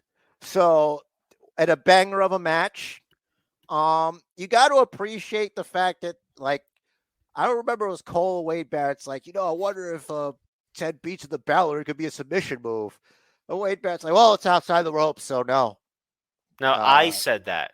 oh, did you Barrett say didn't that? say that. Barrett wonders when someone will realize they could tap out. And I said, that's why it's in red. It wouldn't count because they're on the outside. Oh, well, you I know didn't. I could have typed that up better, but Yeah, because I have a bad memory, and I watched it yesterday. you have a So, bad memory? what'd you just say? What? What did you just Is say? the podcast ready yet? Are we gonna start? Oh, No, we're live. All right, so alive, pal. Solo Sikoa, he's about to cream Sheamus with the Samoan spike, Hmm. and he does. He's just doing So what he wants. he's just doing what he wants. Uh, I gotta say the Samoan spike sucks, as in I don't want it to happen to me. Uh, Mm. like I don't like it. I don't like the idea of it because it's very painful to me. Because that can Seems like happen. seems like it would hurt. Just ask Riddle about it. Mm. Gets the damn it. I went back. Sorry, guys. He gets the W, and Solo Sikoa fits Sheamus for a steel necktie. Should we call that a Samoan necktie? Yes, for a Samoan necktie. And before he's about to get back that thing up, here comes Drew McIntyre, who's back. Reunite the Mad Lads. Mm-hmm. It's at this point where it goes back to Solo. And He as see, Drew slowly walks towards the ring, Solo does I'm not just execute his plan. I'm just wondering. I'm like, dude, you're so fast. By the time Drew gets there, you Hmm. could do it. You could just whack him. Yep. What are you Hmm. doing this out of a sense of decency? Oh, well, I got to give this guy a chance to stop me from doing something horrible. I thought about it, and I really don't want to have this man's career ended. I don't want that on my conscience. Like, Hmm. all right, dude, whatever. That to me, that's red. I didn't like that. I never liked that. You could have just had him come from out of nowhere and stop him. Yeah. Maybe you do like very easy. How about this? How about instead, even well, I guess you had to remove one of the Usos from the ring because one of them was in there with him. Hmm. So just have Drew like the camera's on Solo, and instead of Solo getting to Sheamus, he could have got the Claymore. He could Yeah. have Claymored him and Hmm. Claymored him to where he rolls out of the ring. So he could have done that, but instead he's like, "Well, music came on. I guess I better stop this assault. I was Yeah. so keen on performing." Hmm. Drew makes the save, and the Mad Lads reunite. It's going to be the ones and these guys again, probably next week. We get a.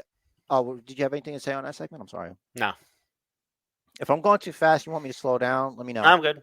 Don't mind me. I'm just a little congested, so I have to I'm breathe out of congested my too. mouth I don't every know if now you and then. hear me. Like, all Slightly, not really. I can't right, tell, which is good. But yeah. So sometimes I breathe out of my mouth just for like to get more air without the sound coming on the yeah. podcast. All right. So So, sorry, I to make sure my phone's on because Seamless is supposed to text eventually. I don't want to miss it.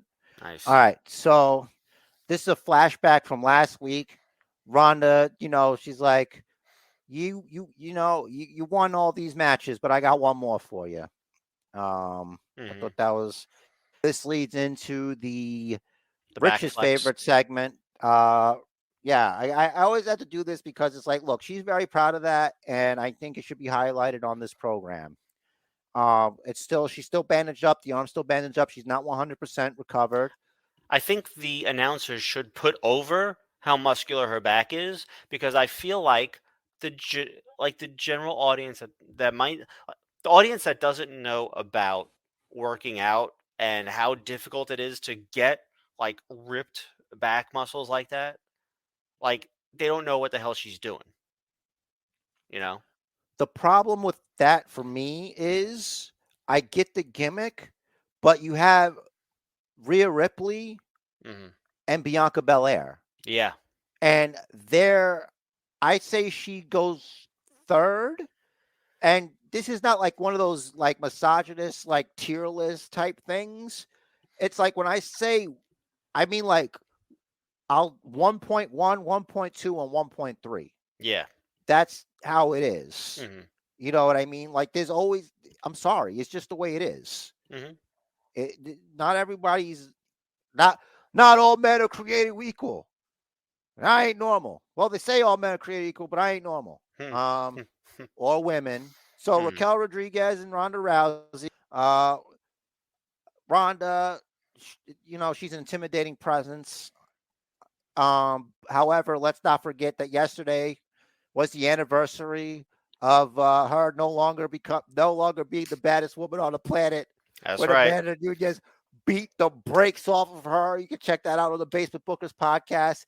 That being said, neither one of us stands a chance in the cage. Correct. Across from her. Ronda, yeah, she'd knock me out in a second, or she'd rip They my arm say you off. have a puncher's chance, but we don't.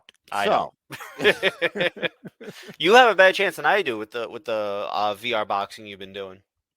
thank you. My cardio is good, so I can run for a while, but she will catch me and I will die tired. He won't. He So, won't. He won't kill me for telling you this. But Bookiverse, he's been like doing VR boxing, minimum an hour each session straight. That's insane. it sounds like a game, guys, but like the sweat is ridiculous. I don't want to talk about it. I feel disgusting right now just thinking about like my poor Rift. Mm. Like I can't play any regular games. I can't like enjoy it because it's drenched in so much sweat that I can't. like once I do that, once I hit the showers, that's a wrap for the Rift. Guess I'm Mhm. not playing any games. You should do the game before you do the boxing. Yeah, I appreciate that because, like, yeah, I have Fallout 4 VR, Mhm. and I made a character because I'm like, how do I work out doing this game? And it's like it's an FPS adventure, like you can shoot, but I decided to go all melee, so I went all strength. So I'm Mhm. just like attacking people with a pipe. Like it's Nice. actually a tire iron. Uh-huh. I named my character Nobody Special, and he has a tire iron, and that's all I use. And it's annoying sometimes because I can't reach like turrets. So Mhm. luckily they're close enough where I can jump and hit Mm. them when I'm swinging my tire iron. It's so Cool. much fun. So because I'm using my arms and stuff, it's a little bit and you're standing. Fitness is important, especially nowadays with the CV-19. You know, exercise will help you survive that. Yep. And vitamin D, a lot of sunlight. Where was I? After pat myself on the back after Rich Riz was trying to be nice to me. We're working up towards the worst segment of the week. Hold on a second, Rich Riz. We're about to disagree. All right, so look at your face. You're like, what? How dare you? All right, so at one point, Raquel Rodriguez is carrying Ronda Rousey like a little kid, Mhm. posts her on a turnbuckle. Mhm. I actually thought for a second Raquel Rodriguez has a chance, and this is where it went really bad for her. Mhm. She's got Ronda Rousey. She's trying to try. It looks like maybe like an avalanche Tahana bomb or whatever. Maybe I don't remember what it looks like. It's like Or maybe like an avalanche Samoan drop. Is and ultimately what it turns into. now Ronda Rousey, she's gonna turn that into a reversal. She's gonna get that arm of hers. She's gonna cinch it in off the top rope. They're gonna come off the top rope, and then she's gonna lock it in. And almost immediately, Mhm. Rodriguez taps, which just shows she's in so much pain. It's been worked on the whole time. It's Ronda Rousey. Yeah. This match was very good. The Right. story told, it all was logical, it all made sense. The only gripe I have about this match was what I highlighted and read there. When Shayna put Ronda's foot under the rope, like it took her a minute to get there. First of all, second of all, the ref was like, "Did you grab a foot?" Meanwhile, he saw Ronda's foot in her hand. Don't Yeah, I ask her should if have she got did. that. Yeah, That but you was a know bad what? spot. I think that It timing was was. off. It was. A It little more time in the happens. editing bay if it was not live, but it Yeah. was. It happens, whatever. Like the bulk of the match itself, the in-ring product was very good. By the way, shout out to Shayna Baszler, fan of the show. She got up and she got her Basement Bookers podcast sign, letting everybody know. You know, Mhm. it's like Basement Bookers podcast, Yep. YouTube, Facebook, everywhere. They know we're on the come up. Let's go. And then, you know, she's like, you did it. You're the champion. And Ronda's like, what the heck is even this? So And this is what I'm gonna say right here, right? Because we all know before who's we about even to come out. show her, okay, yeah. Go ahead. Go ahead. No, go All ahead. right. Let's So do that first. Ronda Rousey, by the way, is in case you guys didn't catch it, not everybody gets to catch it. You know, you're here with us. Thank you for watching the Basement Bookers podcast. Really appreciate you. Or listening. Yep. And Rhonda was mouthing, she's like, what is this? Or something like that. It's like, what kind of S is this? It was almost like I could see what she was saying. Mm-hmm. And here it comes. The one, the only, the return of Charlotte Flair. Woo. Well, you know what, Rich? You have a lot that you want to say about this. I'm just gonna give you the floor on this one.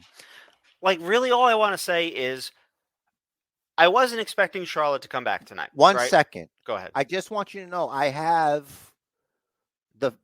stuff from the finish and stuff like that, so you don't have to jump too far ahead. Let me Go ahead, know. play I'll it. just play. Play it. And Let it then run. you want to just do it that way and then Yeah. do it? Let it All run. Charlotte Flair. She comes out. I don't know about the outfit yet. I think it's too busy. At the top especially. I'm okay with the bottom. Bright lights. It almost looks like Sheamus has come out, but no, guys, it's not Sheamus. He's merely assisting. So,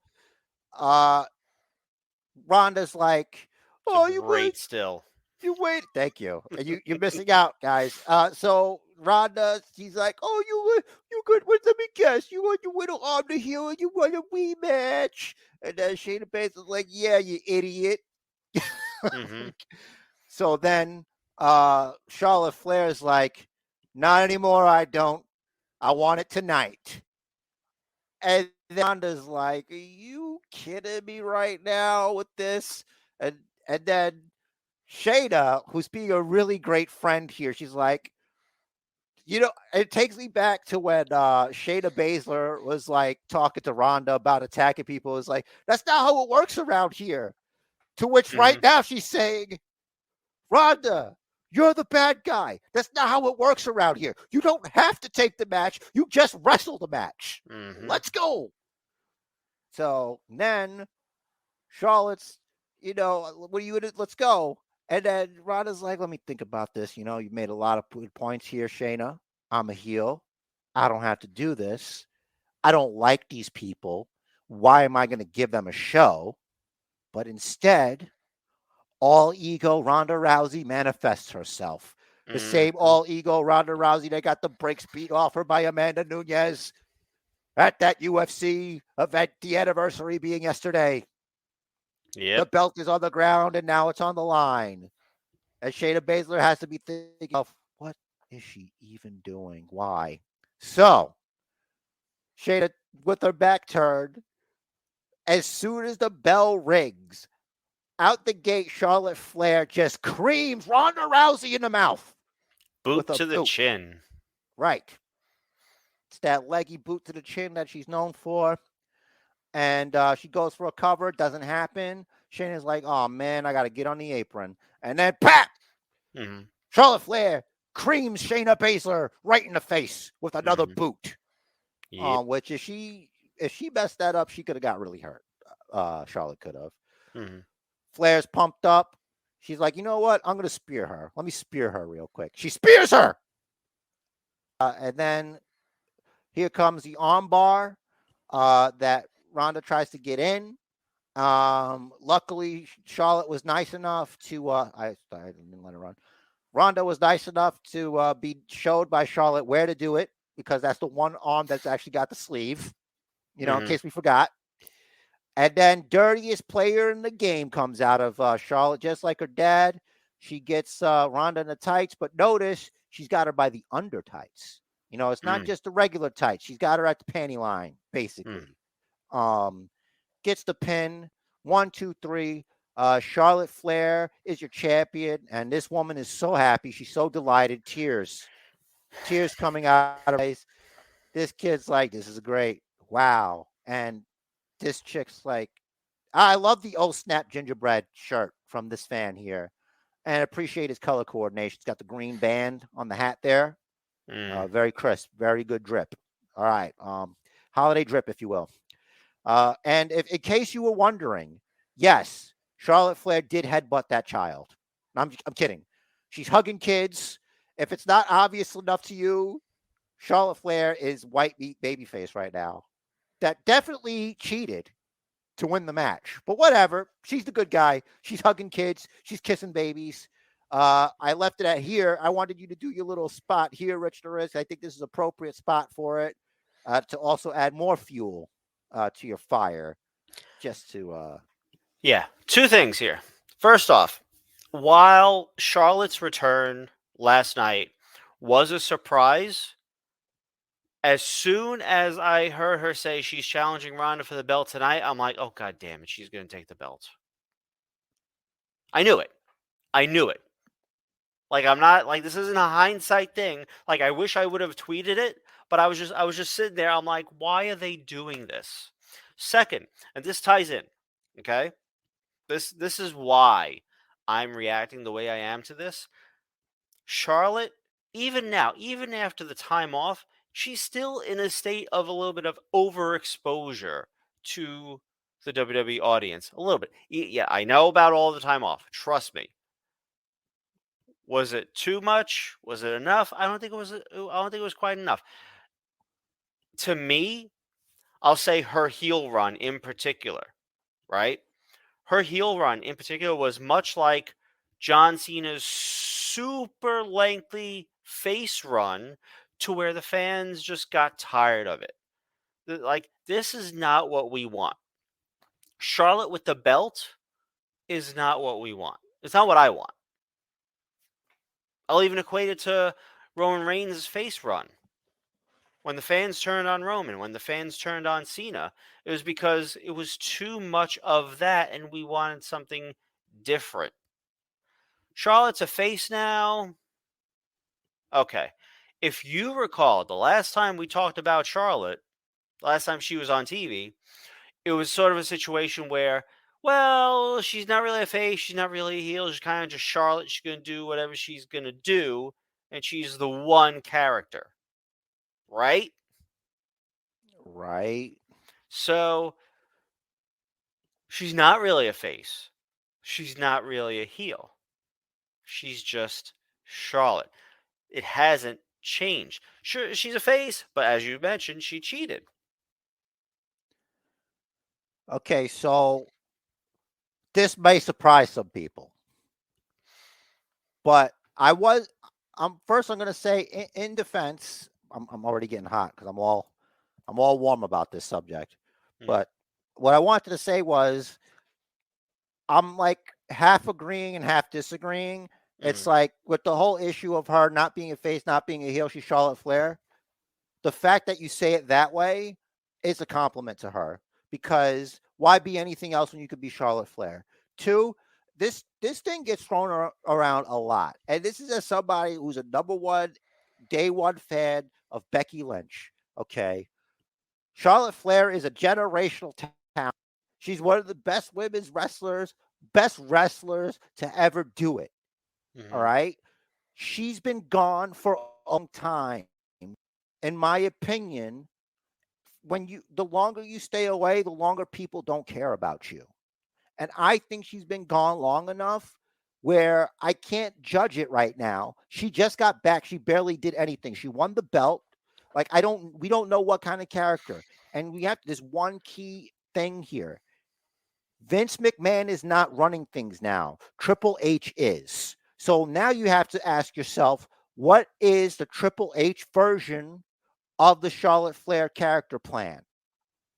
I think that's very important to remember, because what you said does kind of ring true. She's not a heel, she's not a face, she's Charlotte Flair. Okay, so what can Triple H do with this? And that was why I captioned my post on the Basement Bookers Facebook page, "The more things change." Because we know what the end of that statement is. I think the difference is this universe has a new architect. Okay, so we'll see. But in the meantime, my negative reaction stands. I'm not telling you can't have it. I'm just letting you know what mine is, because this is the best I can articulate. Hang on a second. The wife is texting me. There's a celebratory meal. I got to let her know. Yes, I have my phone handy for when Seamless calls. All right. So, what I always respect your opinion, and it means a lot to me that you do this podcast with me. It means a lot to me that the Basement Bookiverse is here, and they come with it, and I'm very happy that they're around, because without any of this, I don't know what I'd do. And I got to just be honest. I think Charlotte Flair is one of the best to ever do it. And, I've been very, very, not nice about her in the past. Anybody that's listens to this know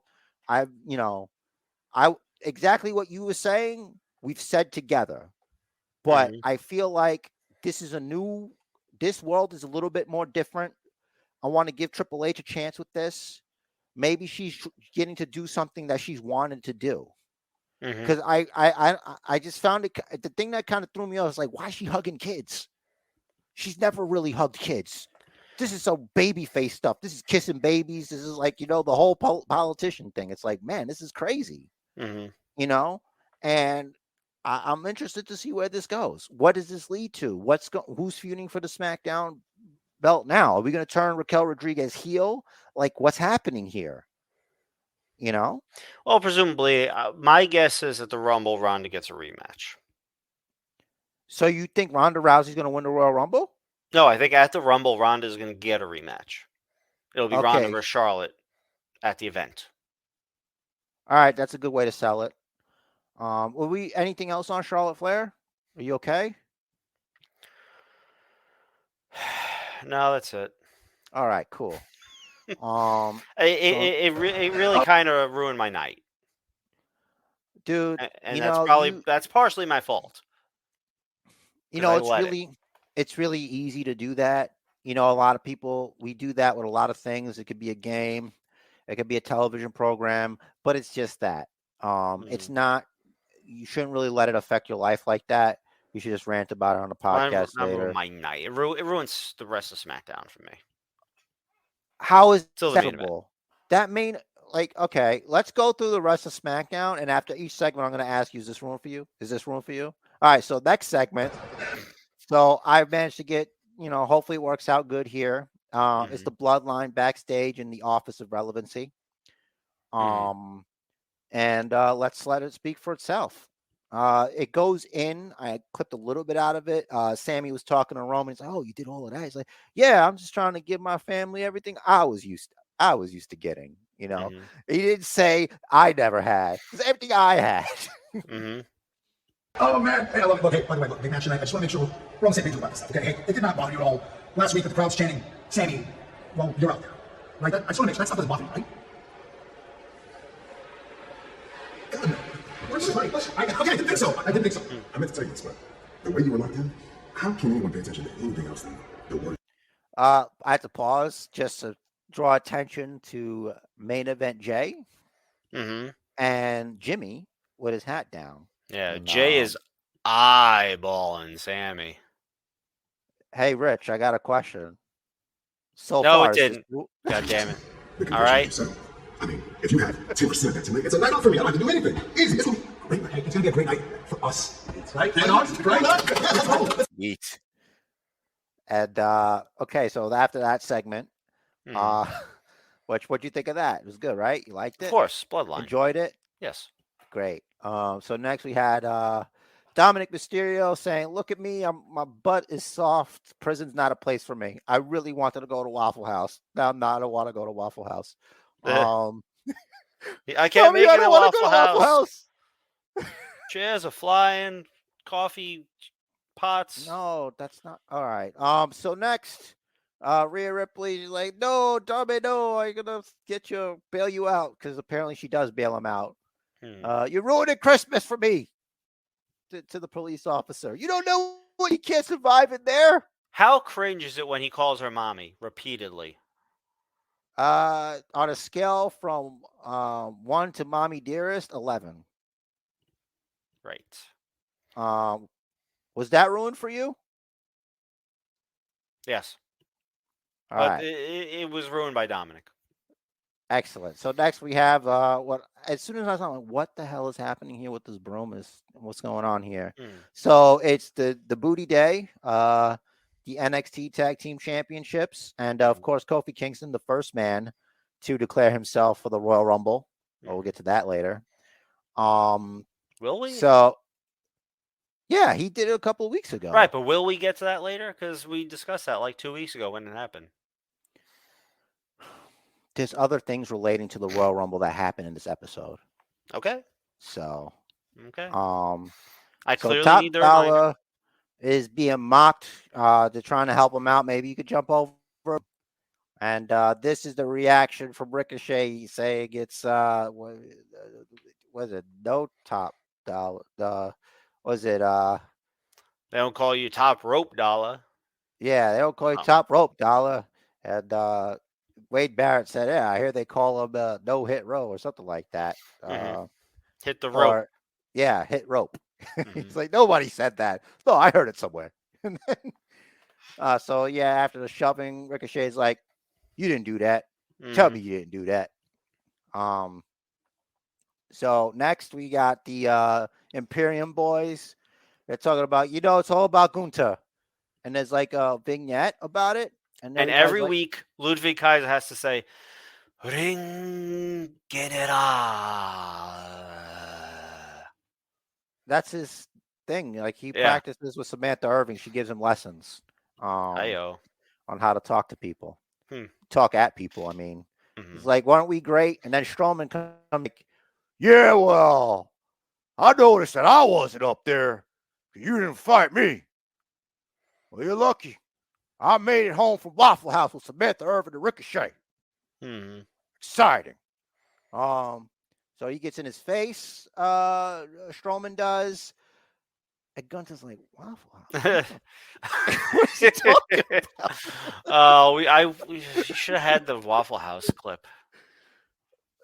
That's fair use. Well, yeah. So he's like, hey, man, what's the deal? And then Strowman gives him that powerful Strowman line, clothesline, drops him. And then this leads to Gunther rolls. Wait, what?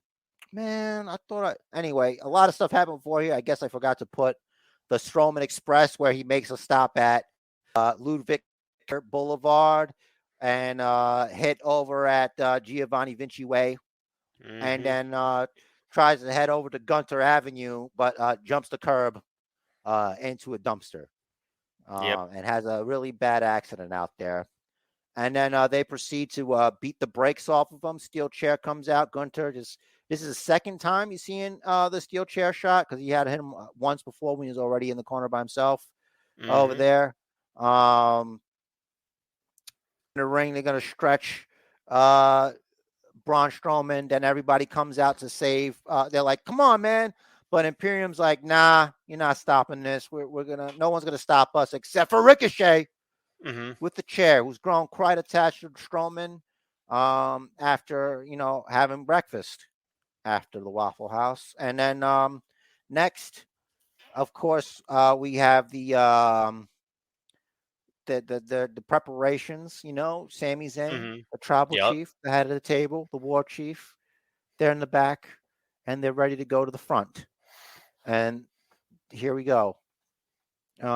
I just want to state for the record that this match, okay, so for the Royal Rumble match, there's a qualifying match. So apparently, if your name's not Kofi Kingston, you have to qualify for the Royal Rumble match. Right. So Ricochet versus Top Dollar. If Top Dollar beats Ricochet and qualifies for the Royal Rumble, I'd be surprised as heck. I just don't see it happening. That's not a prediction. It's a spoiler. Can I say, if you're going to have a qualifying match for the Royal Rumble, it should, the term should be to lose, you got to be thrown over the top rope. Like maybe pinfall submission also, but if you're thrown over the top rope and both feet hit the floor, you lose. Make sense?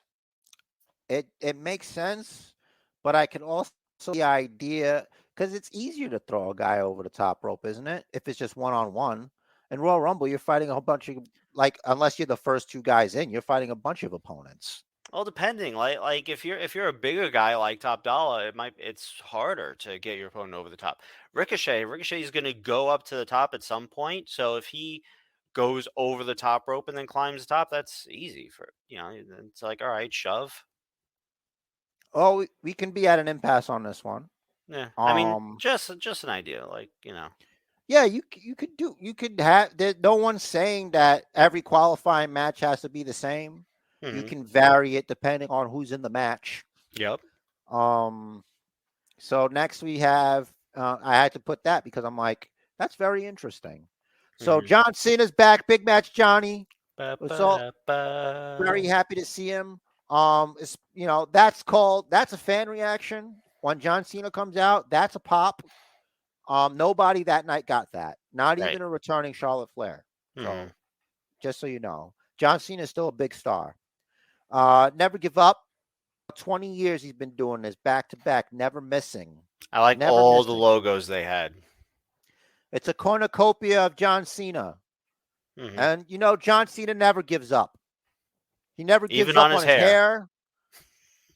He's never going to shave his head. He's going to do a reverse Hogan. I got to say, yeah.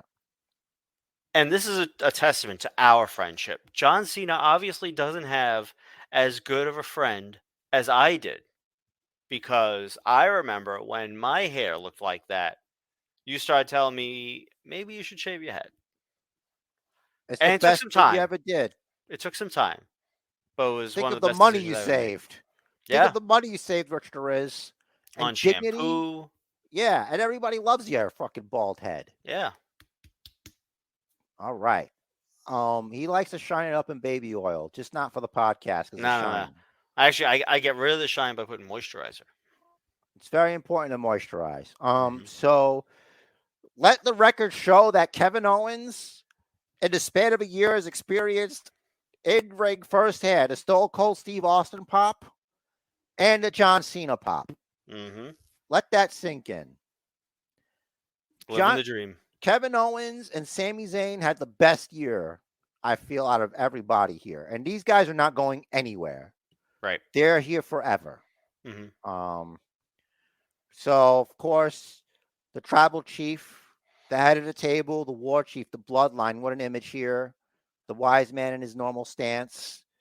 Coveting the title. Yep. He doesn't care. You know, he only focuses on the island of Revelsley, the tribal chief.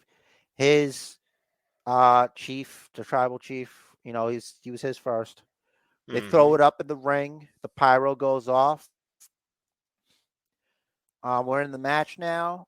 And Sammy's like, we the ones. And there's the tribal chief. He's like really happy. My dog Sammy. Look at him. What a good boy. What a good boy he is. Mm-hmm. And then And Sammy gets a bloody nose early. Yes. And the tribal chief is like, yeah, acknowledge me. It's all for me. I'm taking it in, man. Mm. And then you know, he's just keeping an eye on things. The tribal chief just Mm-hmm. I'm not even supposed to be here today. Mm-hmm. And then at this point, Kevin Owens is like, what's on your nose? Mm-hmm. I didn't notice any blood or anything at that point. I just thought he was making fun of him that he's got his nose up the tribal chief's booty. You know, he's being very disrespectful. And then the tribal chief is like, all right. And at this is where I'm like, Sammy, the tribal chief's hand is extended. And it's in a long period of time for what feels to me like an eternity. Mm-hmm. Maybe I'm alone in that, but it felt like forever. Okay. Tribal chief don't have to wait. Tribal chief comes in, lays it to Kevin Owens, creams him. Then he gets, you know, Cena's trying to hot tag Johnny. Hopefully I have an image of him doing that. Or maybe if I forgot to add it, I'm sorry. There he is. Well, you've seen it. Hot tag Johnny. Tag team Johnny. Roman gets, damn it. Sorry, guys. I went back all the way. All right. At least we get to see it again. So, Cena gets taken off the apron. And he's tossed outside. He's like, I'll see you later. Take a powder. Tribal. Okay. So it's at this point that the tag team tandem occurs of John Cena and Jessica Carr, the biggest loudmouths in calling spots in the history of SmackDown. All right, this is a testament to the referees.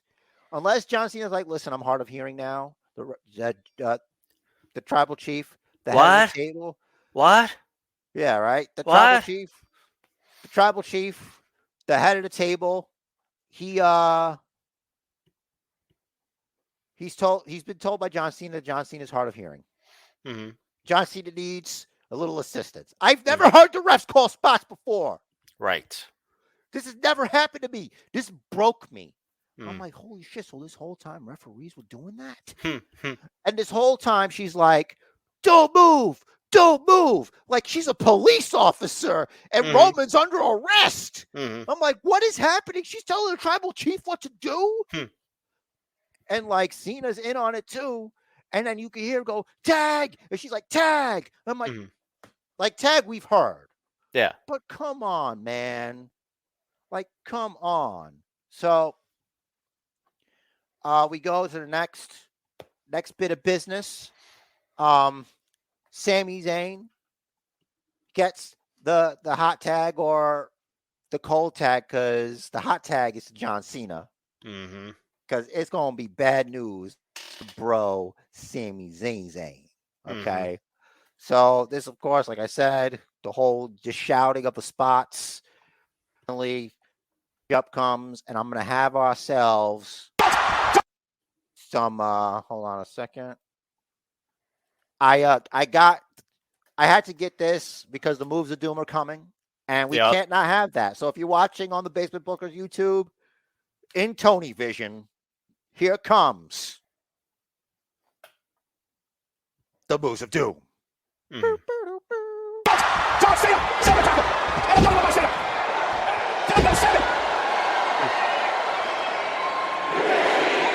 You can't see the Chief. Cena now.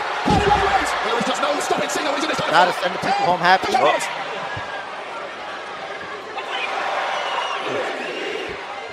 Double pop of the shuffle. On to Reigns. On to adjustment of the champ. This is going downhill. Start of seven. Yeah. So John Cena and Kevin Owens beat Sami Zayn. And the tribal chief is out. He's not happy. He does not look happy. What'd you think about that? Stories were told. Kevin Owens got a good shiner. He got busted open, I think, above his left, like right around his eyelid. That's in the business we call a receipt, Rich Derez. Think so for the busted eardrum. Yeah, it looked like when Owens was on the ground and Roman was like hitting the body shots. It looked like he was like not to sound like a mark, but it looked like he was like laying him in. Yeah. True that. I mean, it's going to be an interesting little twist in the story, I think. Yeah, for sure. Do you have anything else to say about that? Because you said that your bladder is full and you're an old man baby and you need to pee. Not exactly that, but yes. This is such a long episode, guys, but I'm glad you're here with us. I'm glad you're sticking with the Basement Bookers podcast.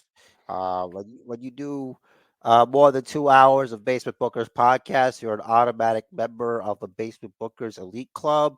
There's no benefit to that, but you can pat yourself on the back and give yourself a very, very Barry Horowitz-y. Shout out to Barry Horowitz. All right, everybody. Now it's time for coverage of AEW Dynamite presents New Year's Smash, not to be confused with Deku Smash, not to be confused with Tribal Chief Smashing Smash, not to be confused with Smash Brothers, but to be mostly, here. Okay, so ready, guys? Here we go. So first, of course, we have we're gonna have MJF here with Shotzi at Home. Who's a local talent for the area, apparently the only attractive female in Colorado. I think that's where they are. A little bit of bubbly. It's probably a Pinot Noir or something out of Tony's personal stash, a 2022 vintage. Ryan, he called him.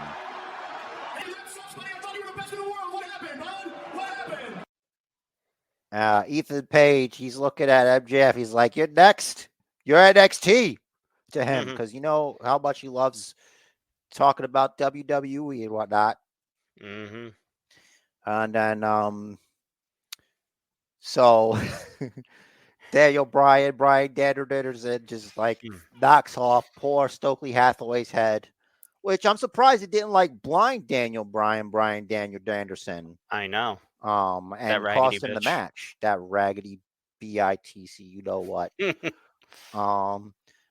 very disrespectful. I didn't find it funny at all.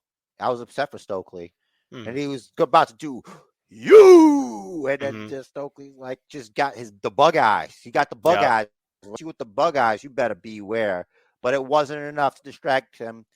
He was able to tap all ego out, and I had to get the exact look on Stokely Hathaway's face when this was happening. That's great. He's not happy. He's not happy with this. He's had it with this mess and that raggedy B word. Brian Anderson. You raggedy Brian. You raggedy Brian. So he's celebrating. MJF's like, you whatever, man. I don't even want long hair, you know? Next we have almost sorry. So here we're going to see the sprinting skills of one Renee Paquette, not to be confused with Baguette.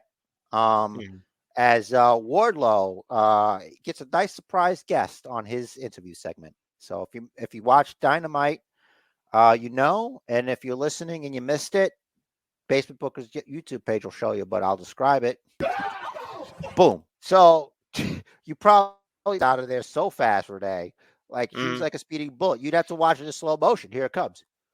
Samoa Joe just comes in and baseball bats Wardlow, right? Or he pipes Mhm. Wardlow right in the knee pipe cap. Mhm. And then, boy, what a contest.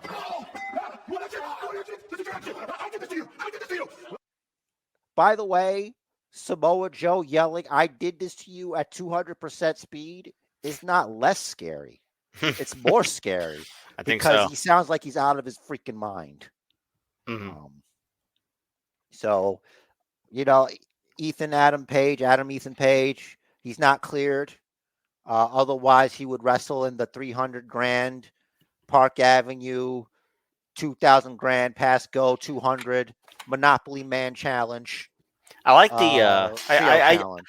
I did appreciate because it made sense to acknowledge that Renee is married to Mox in the segment. Yeah, he's like, of course you would. No, wait, I'm sorry, that's rude. Yeah. I'm supposed to be the good guy here. Mm. And maybe, spoiler alert, Wardlow's not the only one who should have a scissor taken to him right now. Just saying, with the top knot.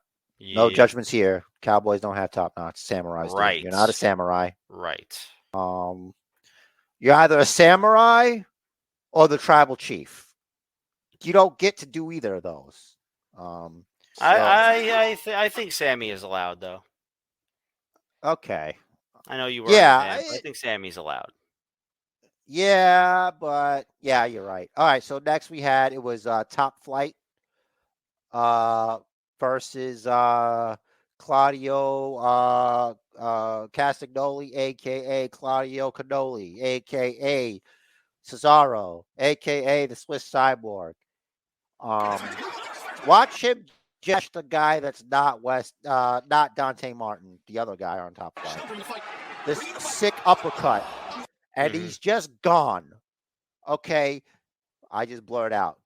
My camera's drunk. All right, here I am. I like for a finish. That was pretty good. Yep. And then Moxie's just like, good job, not good enough. Because it wasn't an uppercut. Like, it was probably the most uppercut. vicious European uppercut I've ever seen. Yeah. I think that should... Dude wound up with it. I don't know why that's not a finisher generally. Mm-hmm. If Cesaro's being pushed to be that strong, why not? Right. And then that thing where he catches you off the top rope with it, that's like a super move. So just do that. Mm-hmm. It's more believable and it's scarier than the swing. Yeah. As like a submission move. You know what I mean? Because the announcers still haven't explained why Jericho tapped out. Well, Jericho kept saying the centrifugal force or whatever. Mm-hmm. So he is backstage with Best Friends and Danhausen. We'll talk about them later more. Mm-hmm. Penelope Ford and Kip Sabian, who may or not be brother and sister. I don't know. The hair, it's weird that they have the same hair. They dyed their hair the same color. Mm. Like, were you turned by the same vampire? If you were turned by the same vampire, I guess, but I don't know. Like, I don't know what even your thing is. Put the paper bag back on. Yeah, he was underrated and over it. What happened with that? He got over it. I guess so. I guess. All right. So the confusion, I know. So Trent's like, check these out. That's all I got going for me, really. Look at these abs. And Danhausen's like, very nice, very evil. That's what I'm thinking about. So, there's going to be a match between Trent and Orange Cassidy over on Rampage the same night or whatever. Yep. So don't even worry about it. We'll talk about that later. There's a plan in place. So Hook puts some poor Jamoke to sleep. And Balaam Lynx. now they need to get rid of the FTW championship because it's not as bad as it was with Ricky Stark. Now you're just walking around with Daddy's belt. It's nothing. It's nothing. But it was something. You know what Well, I you mean? know what? I think the time has passed. I think that is a relic from an age that we will never have again. Mm-hmm. The FTW championship went around the waist of Taz was, the bomb diggity, as the kids used to say when I was young. I'm dying slowly because I'm old. I'm about to be 40 doing this. All right. So needless to say, whatever you want to say to me, you can't defeat me. I can do it on my own. So what this leads to is an attack. It's an assault. And here, listen to this. Every single week, somebody wants to tell me in the entire world that you're such a badass. But against us, you're not going to be able to get the job done. You are like the Southwest Airlines of AEW. He made a reference because Southwest sucks, apparently. A lot of cancellation, guys. Tell you what, Shelby's got to be careful. I don't snap across his nut. I hope I be careful right now because he's got Lee Moriarty in big jail. Hold on. And then I'm definitely not playing this because that song is getting me struck. So here comes Jungle Boy, who's friends with him. Straight out the dumpster. Straight, like right after. He just came from there. He's got himself a 2x4. May or may not have come from the dumpster. Who knows? Ho! That's right. Straight to not Big Cash, but Morrissey. Oh, Big Bill. And whatever the hell his name is, he doesn't mean anything to me. But if he wants, he wants beef with me, there is none. To quote AJ Styles music, I don't want none. So he gets pissed because at one point Jungle Boy almost decapitates him with that 2x4. And he's out there like, he tried to kill me. I'm like, yeah, he did try to kill you. That is kind of messed up. He's doing it right now. He's out there. He's like, you tried to kill me. Yep. He's like, this is my friend Hook. I'm touching him. Hook to me looks like, man, he should have T-bone suplex Jungle Jack Perry after touching him. Just like, I don't know. I think that's what he would do. Yep. If you were to be like a DTA guy. But I guess they're friends until they start feuding later. Yep. Jericho's back there. He's like, Ricky Starks, baby. I'm gonna make you wish you were my young boy or something. Something like that. We get young Wheeler Yuta talking smack to a mogul, if you will. Swerve. By the way, I don't like that group. I wish I would have got the reference for you, but the little symbol on their shirts for the mogul thing, it's just 3 triangles, and it reminds you of like an icon for the editing software I used to use. I'm like, I can't unsee this. What is this? Mogul, what? Is he a millionaire or something? Is he like businesses? Does he have a lot of businesses? I don't understand it. Oh, he's a wrestler. He actually, I think, does have a rap career. So that doesn't make you a mogul. You're not Pete Diddy. I'm sure there's other moguls. So backstage, the trios match, they decided, let's have fun back here before we have the match. Yeah, it's a brawl in the narrow hallway. And you got El Cielo Miedo. He's throwing them up, and he's like, check out the Basement Bookers podcast right here, talking about Dynamite. They're our favorite. And Phoenix is like, listen, we're not getting paid. Don't talk about those guys. All right, so that went well back there. We move on to the finish. I have the finish for you guys that Rich has highlighted for you today. A one-winged angel outside while Matt Jackson is in the brutalizer, and the pin is counted, and Pac doesn't know about it. I bet if he even knew about it, he'll just leave it in. So he's upset about it. I get the feeling that was supposed to be that turned into a "come on, Jeff, goddammit" situation, because I feel like it was supposed to happen at the same time, but that the ref counting the pin on the one-winged angel was supposed to signal for the bell like just before the ref that counted the tap in the ring did, and it was supposed to be like, oh, like a photo finish kind of thing. They should have rang the bell after the pin was made, because and then that would signal But like the thing is, you shouldn't put them in that position because even if the bell rings, like you have to have perfect timing. Yeah. They're not great at that. Right. I've yet to see, or maybe I don't remember that actually happening with them. Hmm. And I'm not saying it like an insult. It's kind of hard to do. It's really hard to do. Maybe they don't have refs that yell how much time is left. Right. Minute Should get- 60, They minute should get 20. they should get Jessica Carr, or they should have used Aubrey. She's I don't boisterous. ever hear her. I don't ever hear her unless it's admonishing. It's Yeah. I don't hear instructions. Hmm. Maybe I don't know. So here we got an acclaimed rap. If you're not watching, you got a gentleman dressed like Shady Double. He's got a guitar that says King of the Mountain in reference to the King of the Mountain match. And he is a King of the Mountain. He's got a green mustache for some reason. Then you've got a fella dressed like Macho Man circa Slim Jim's 90s commercials.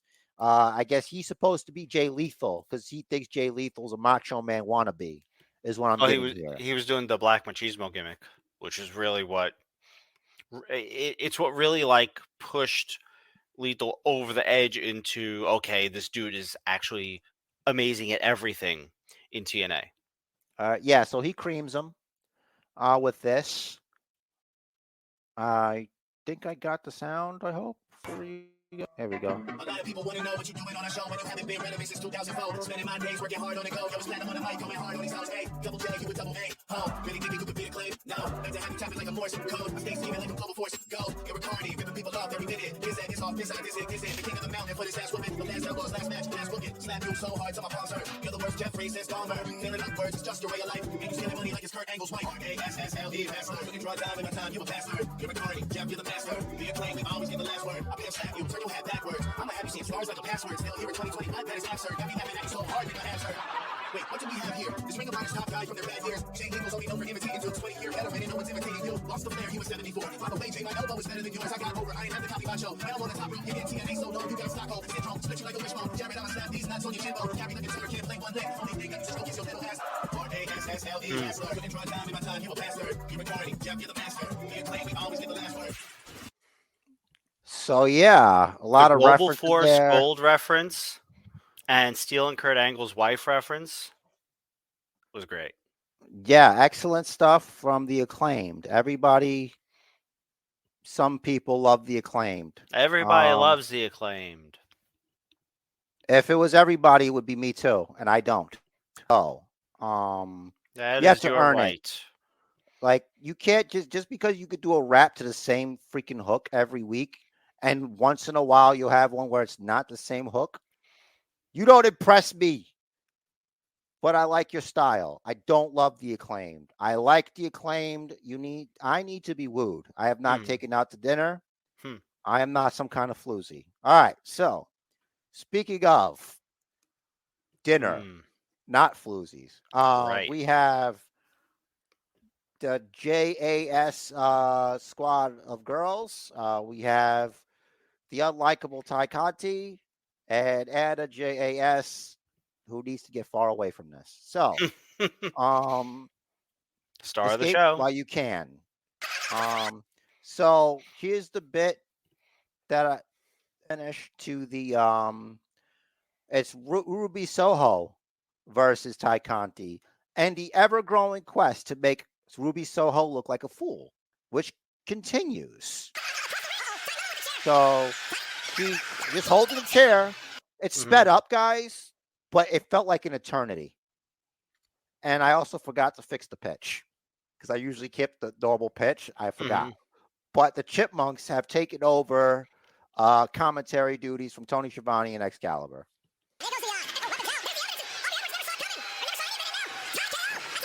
There you go, Ty KO and a pin there. So I like Ruby Soho. I just don't think you got to keep making her look like a fool. It's not cool. So here's Joe, Samoa Joe, the king of television. He's out here. He's like, Wardlow's got boo-boos, and I don't think he wants any of this. I beat a guy that didn't want none before. And as if on cue, Wardlow's going to come out with his perfectly rubber band hair, with the top knot, of course. The guy's like, "Listen, you can't go out there. We can't clear you for this. What you going out and going to do?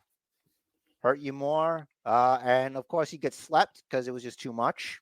Mm-hmm. And it didn't stop there, Rich Deriz. It didn't stop there No, because we had an Samoa actual Joe, assault. Samoa Joe, he's like, "I did it." And then you think he's going to show respect? Nah, chill. I'm going to hit him with my belt. And then he's going to do the unthinkable. He's going to headbutt a referee. He's going to give him the old Samoan kiss right on the forehead with his forehead. And then proceeds to, luckily, Wardlow was nice enough to put his hair exactly at where he needed it cut. And Samoa Joe, after retrieving it from a suspect-looking toolbox, like, I don't know, did you check those scissors? And cut the hair off of Wardlow. And now he's power, much like Samson. But here comes Darby Allin. He's got the skateboard to the back of Samoa Joe. It's a good thing he looks like a zombie. And that's his weakness tonight, the skateboard. Well, it would be dude, have you been hit with a skateboard before? Nope. Like, I've seen people that were assaulted with skateboards. It's not funny. Like, you can be killed. Like, those things, not good, not cool. So Darby Allin, the zombie himself, who's come back from Samoa Joe killing him, he's going to get a match, and we're going to talk about that when we talk Rampage.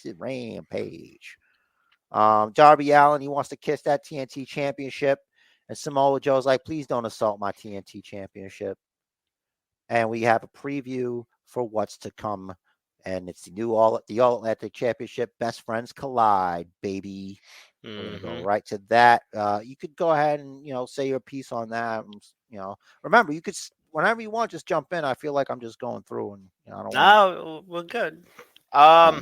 So the the thing, the Darby and Joe. All right, cool.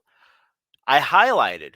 Now it's well known, it's well documented on this podcast. I'm not a fan of the current iteration of Sting. It's been a long time since I have been a fan of Sting, but there was Tony Schiavone was talking to Darby and Sting backstage after Dynamite, which aired on Rampage, and Sting, Darby asked Sting if he believes in him, if he believes he could be TNT champion again, and he shoves Sting. And Sting asks, what if he says no? Then he'll be the guy that doubted him like everybody else did. And if he says yes, he's going to lose the chip on his shoulder, which he can't lose because Joe's a killer, and because Darby will have to dig deep inside himself, deeper than he ever has, to stop the madness. So he needs to stop the madness, stop worrying about what people think. It only matters what Darby thinks. And he has to go out and win his title back, shut his mouth, and just do it. Sting's best promo work in years. To be honest, his promo work has kind of sucked, so it's not really a high bar, but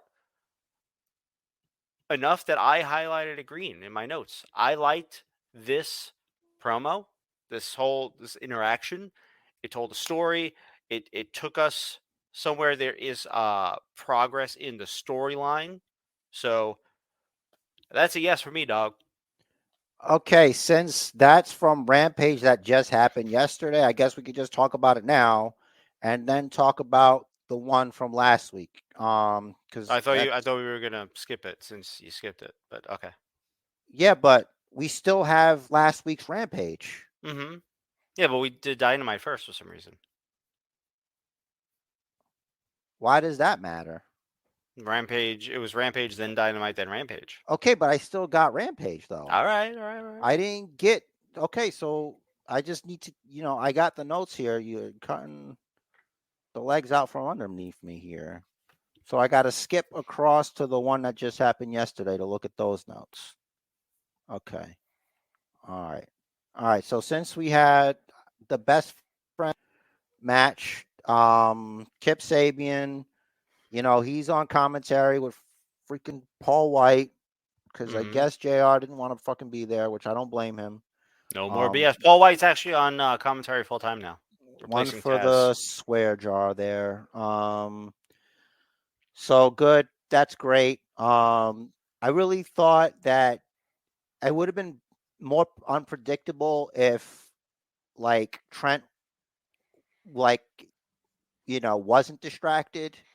If he Mhm. wasn't distracted by Penelope Ford, Mhm. that would have been more interesting. But that always seems to just happen. It's the same old thing. I think the point of this was to put a rift into best friends because Orange Cassidy took advantage of the distraction. Mhm. I Which is why I'm not upset at her distracting them. Yeah, I mean she could and it's like yes that the first I'm like why do that? Wouldn't it be easier for you to beat Trent? That's because Orange a defending champion, he got that champion for a reason. Why don't you help Trent win? But I was like, Mhm. no, this is better. This puts a rift in because Trent's not happy about what happened. Mhm. So then Kip's there for a match. So he wrestled a guy and he beat him. But what he did was he took Orange Cassidy's. This was dumb because he put it on just to take it off. Because that's what Cassidy does when he does the orange punch. Oh yeah. But you could just do the orange punch and we'll get that you did his move. You did extra work for Mhm. no reason. And, we already talked about that Sting thing, which I thought was like, yeah, why are you acting like a whiny baby? Mhm. Like you're supposed to be above that. You're supposed to be a guy that doesn't care what people think. Isn't that your attitude? Nobody, what is it? It doesn't matter to you. You're in the ground or something emo like that. Mhm. So we got the Mox's, he does a little thing where he's like, yeah, Hangman, keep your hands up. Because I'm the man, I'm the best, and I'm the guy that carries, not you. And it's like, well, you're not the champion, so what are you talking about? Mhm. That was my only takeaway. And it's more the same, the usual Moxley promo, except he's not talking about gargling bodily fluids, which is, people grow. Yeah. Notice I haven't been highlighting Mox promos lately. There's no reason to. It's the same promo. Right. So you're right to do that. So we had 45-0. Jade, she wins. She beats Kiera Hogan, former baddie. 46-0 now. Mhm. We learn about there's a little dissension. Red Velvet Cake is not, she's not with it, Mhm. and they got to work on like it's like yes, we get it, Jade. You're really shocked by this. It was like it's some awkward like looking there. It's like, did you get me looking perplexed, guys? All right, this time, did you get me looking perplexed? All right, great. You know, Mhm. just making sure you get the shot. That's kind of smart. And then we got the next thing where Mark, he's like, is this like where Mark Sterling Yeah. here? And he's got Tony Nese, the premier athlete, right? Mhm. And he's like, listen, Rich the Riz still hasn't emailed me back. I don't know what's going on. If you're watching this, please call me. I miss you. And that's what happened. And of course, Yuta, you know, he loses to Swerve, and we get it. Your name is Parker. We get it. Every 5 seconds, it's like the tugging of the shirt. He's like this with his stupid gold chain with his name on it. I Mhm. hate it. I hate it. Your favorite. No, it's not cool. It's not cool Mhm. when Rhea Ripley does it. It's not cool when Bo Howdy does it, and it's not cool when this guy does it. Mhm. All right, let's get on to the other one that I have actual footage for. Now this was the actual 300 grand don't pass go Monopoly money funny money battle royal, Mhm. brother. Where it's trios and to win, everybody's got to go over the top rope for your team. Like the losers, you all got to be thrown out. Mhm. It comes down to top flights, Dante Martin and his brother against Moxley and Cesaro, Audio Canoli. And, you know, you think, well, I guess they're going to win. But, like, they don't need money. When all of a sudden, from out of nowhere, comes Hungman Adam Page, Mm-hmm. who's going to wish he was when Moxley gets his hands on him. They fight to the outside, so Moxley's out. Mm-hmm. This becomes a handicap match for poor Claudio. Mm-hmm. He's got them both up, big display of power, not enough to get them out of the ring. All right. I got a red highlight here. So at this point, Claudio gets Dante Martin up Mm-hmm. over his head. He's right next to the turnbuckle, as you can see in the image, which means he's right by the rope.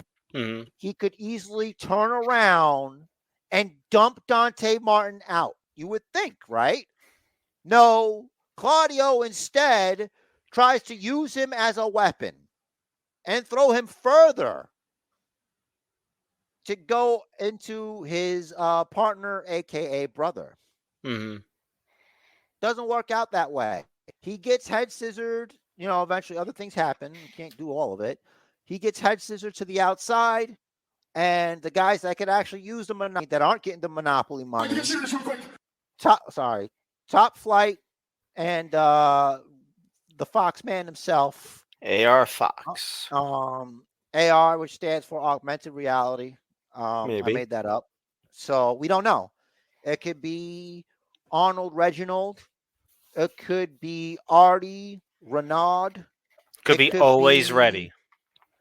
Yeah, it could be all Randy. You know what I mean? Or always Randy. Randy. Well, I'll never sleep again. So next, we have everybody's favorite guy over at the Eddie Kingston. I can get serious real quick. Lately, we've been seeing the House of Black come out here and beat everybody up. Oh, I guess they have dog heads in the audience for some reason. Yes. That's cool. I like Last time that. I saw them, they dropped my man like he was a bitch, like he didn't deserve. So he said he dropped my man like he was a B word. Mm-hmm.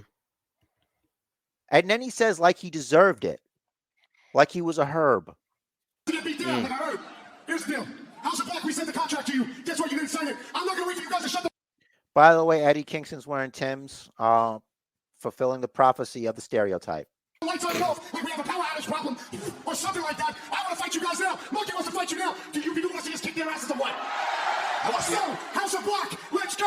I am not waiting. Hit the lights, do the creepy crap. So Jericho's on commentary. She's a witch. Mm-hmm. And then JR's like, she's a Jezebel. Mm-hmm. So is that Jericho flirting since he's a wizard? The way he said it was not like flattering. It's almost like I know what they're like. So the House of Black, you know, they're gonna talk. Hold on. All in due time. I'm ready. I was thinking, right? If the enemy of my enemy is my friend, then if the friend of my enemy is influenced by me, would he then be his enemy too? Interesting, right?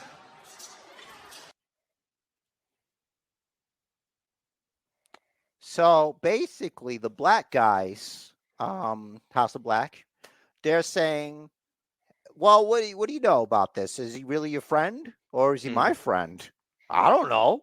Because remember, I think it was I don't remember if it was the week before or further before, like that when the House of Black made their return. Ortiz was around, and Brody King was about to hit his finisher on Ortiz, and Malachi Black's like, no, not him, and he put him down. I actually touched on that. I remember I was going to say that too, and you're right, and you got me. I'm just happy when I remember things. I'm happy when you remember things because that means I don't have to explain it to you. And anytime I do that, an angel gets his wings. So they're all confusing there. And then next, for what seems like an eternity, here's some US stuff that happened on Rampage, and I thought it was kind of funny. I thought I'd capture it. The awkwardness is palatable here. So there's a Daniel Garcia and Sammy Guevara. Now, am I reacting? I'm not doing this, Sammy. So Sammy's got his shirt up. He's like, look at me. I got abs, and that's all I am. I'm not doing this, Sammy. I'm going to talk through. And if I'm keeping it a buck, I really don't like anything about you. I don't like your hair. I don't like the way you dress. But if Chris thinks we should be together, because I'm a professional and team player, I'm going to leave my best. If Chris thinks that we should be together, Hmm. then I'm going to do my best. Wow. A professional. You know what you are? You're a professional tight ass. You're a professional tight ass. And then he's going to proceed to let Daniel Garcia knows what he thinks he needs. You're real tight right now, brother, and you need to loosen up. Renee, switch spots with me. Uh, I know what you need. You need a hug. Bring it in. Come on. It's right there. You feel me? So he bear hugs him, and and he's asked if he feels him. he wants to make sure he feels him. I'm pretty sure he's commando. I don't know. Sources close to the situation have told me nothing. We're a family. And as the new year approaches, as the new year approaches, we're gonna do great things together. You and me and you. Merry Christmas, brother. It sounds very Morty-like. He sounds like a psychopath. Mm. Like I said, guys, of course, you could always play that at half speed. That's the trick. So if you play that at half speed, you could get the gist of it. But I feel like in Tony Vision, it's way creepier. So here we have the Dapper Yapper. He's trying to think about what texts he wants to send to Jade, see if she'll hit him back. Mm. She's got the belt. She looks like $1 million. She's like, listen, I'm the champ. She didn't say anything. That's what she looks like, she says. Mm-hmm. And she's going to take on Vert. Vixen is like, please don't hurt me. Just get back. I don't want to die. I want to live. Mm-hmm. And it goes about as well as it's going to go for her. She gets a nice Jade Cargill to the mouth. Jade Cargill, of course, let's all say it together, just creams her with her foot right there. Mm-hmm. Creamed her right in the mouth. Creams her right in the mouth. That's a 1, 2, 3. And the baddies look on. Everybody's like, yeah, TBS champ, you the best. And then Ruby Soho's back there. He's like, listen, you're not going to make a fool out of me, Ty Conti. Will looks like she's trying to freeze time right there. She is. I think she thinks she has alien powers, but that's another person. Yes. So Ruby Soho's like, you fool me once, shame on me. Fool me twice, shame on you. Fool me 3 times, shame on the booker. All right, so next thing you know, and wouldn't you know it, we are over at the Ruby Soho and Willow Nightingale live on Wednesday, which anyway, Wardlow, he still has his hair here, guys. Remind, it's in the past, right? It's the past. We've time traveled. He's like, listen, Joe, I've had enough of you. Powerhouse Hobbs, he wants to know why this guy was talking about his mama, and he crushed his face. It wasn't filmed, so we can't prove it. Right. We also can't disprove it. So Bowens and Daddy Ass, they scissor each other over Lethal. And then I believe that's finished.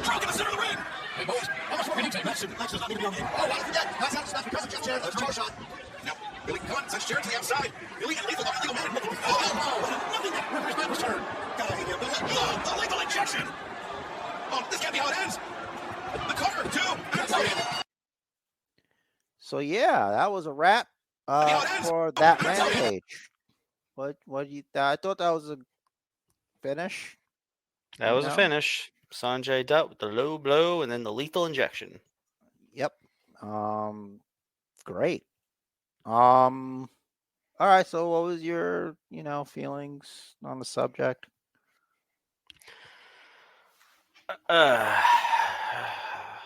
Who did Ruby piss off?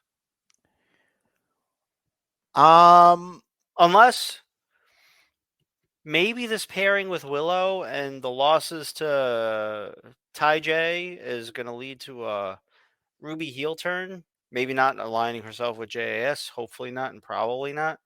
But just a heel turn. Like she turns on Willow. They feud.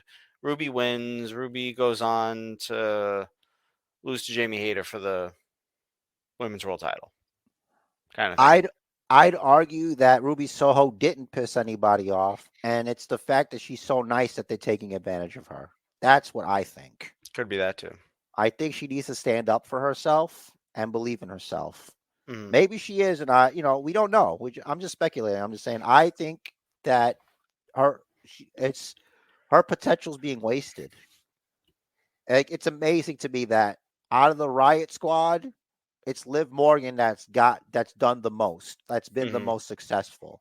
Yeah. And it's not surprising. Like, I didn't think she could be. I'm just saying, like, it was the Riot Squad. It was named after her. Mhm. So that's the Ruby, issue. Ruby, Ruby, Ruby Soho. She's been mistreated since day one, I feel. So yeah, that's it. That's everything for the week. A little bit of news that just came up. Apparently, Sasha Banks filed for another trademark for Monet Banks. It's money without the Y and with a little accent mark. Apparently, for use in merchandise. She's so creative. Anyway, Yeah. that's what you got. That's what you come up with. Yep. Okay. Well, again, I want to thank everybody for sticking around with the Basement Bookers podcast for all these years, and especially all these hours just now, all 2.5 hours of them. I had a good time here. I hope you all had a good time here. I hope that you're willing to go on this journey with us. We're willing. We're trying to grow here. If you check us out, Rich is going to do all the stuff, but I just got to say, I'm thankful for everybody, every like, every follow, every download. Anytime anybody listens more than 5 minutes, it's great. Checking out all the stuff. We're on the YouTube. So Rich is gonna, break it down, do the thing. I hope you have a happy and prosperous new year. And now, Rich, you go ahead today. Well, before we get to the official go home, I do have an announcement. Next week will be the return of the Basement Bookers Golden Pencil Awards. The prestigious bookies are coming back next week. We're going to have all the winners. We're going to have all the nominees. We will discuss all of it. Yeah, 100%. We're gonna Basically, have a good time. a best of 2022. We'll talk about previous winners and all that. It's been a while since we had the bookies. It's been more than a year. We didn't do one last year. I think we didn't do one the year before either. Yeah, because of COVID. Yeah, because We were really broken up about Money or Nothing being canceled and us never ever being able to do it. Because of COVID. COVID killed Money or Nothing. too much nothing, not enough money. Yeah. That was really the problem. No, we were fine. It's just that COVID came. No, everything was That's going to happen. Definitely was going to happen, but COVID claimed Money or Nothing. Yeah. No, we always deliver, guys, and that's not our fault. So, now that easy out was made, yes, we will do it, and I hope you have all that information because I don't remember previous ones. So this is going to be a new bookies. It's going to be never before done. The way we're going to do it is it's never before done on this podcast because this is the new age where we're going to have video too. So I urge you to please subscribe to the Basement Bookers YouTube channel. Yep. Let us know what we could do. I'll post a few of the categories.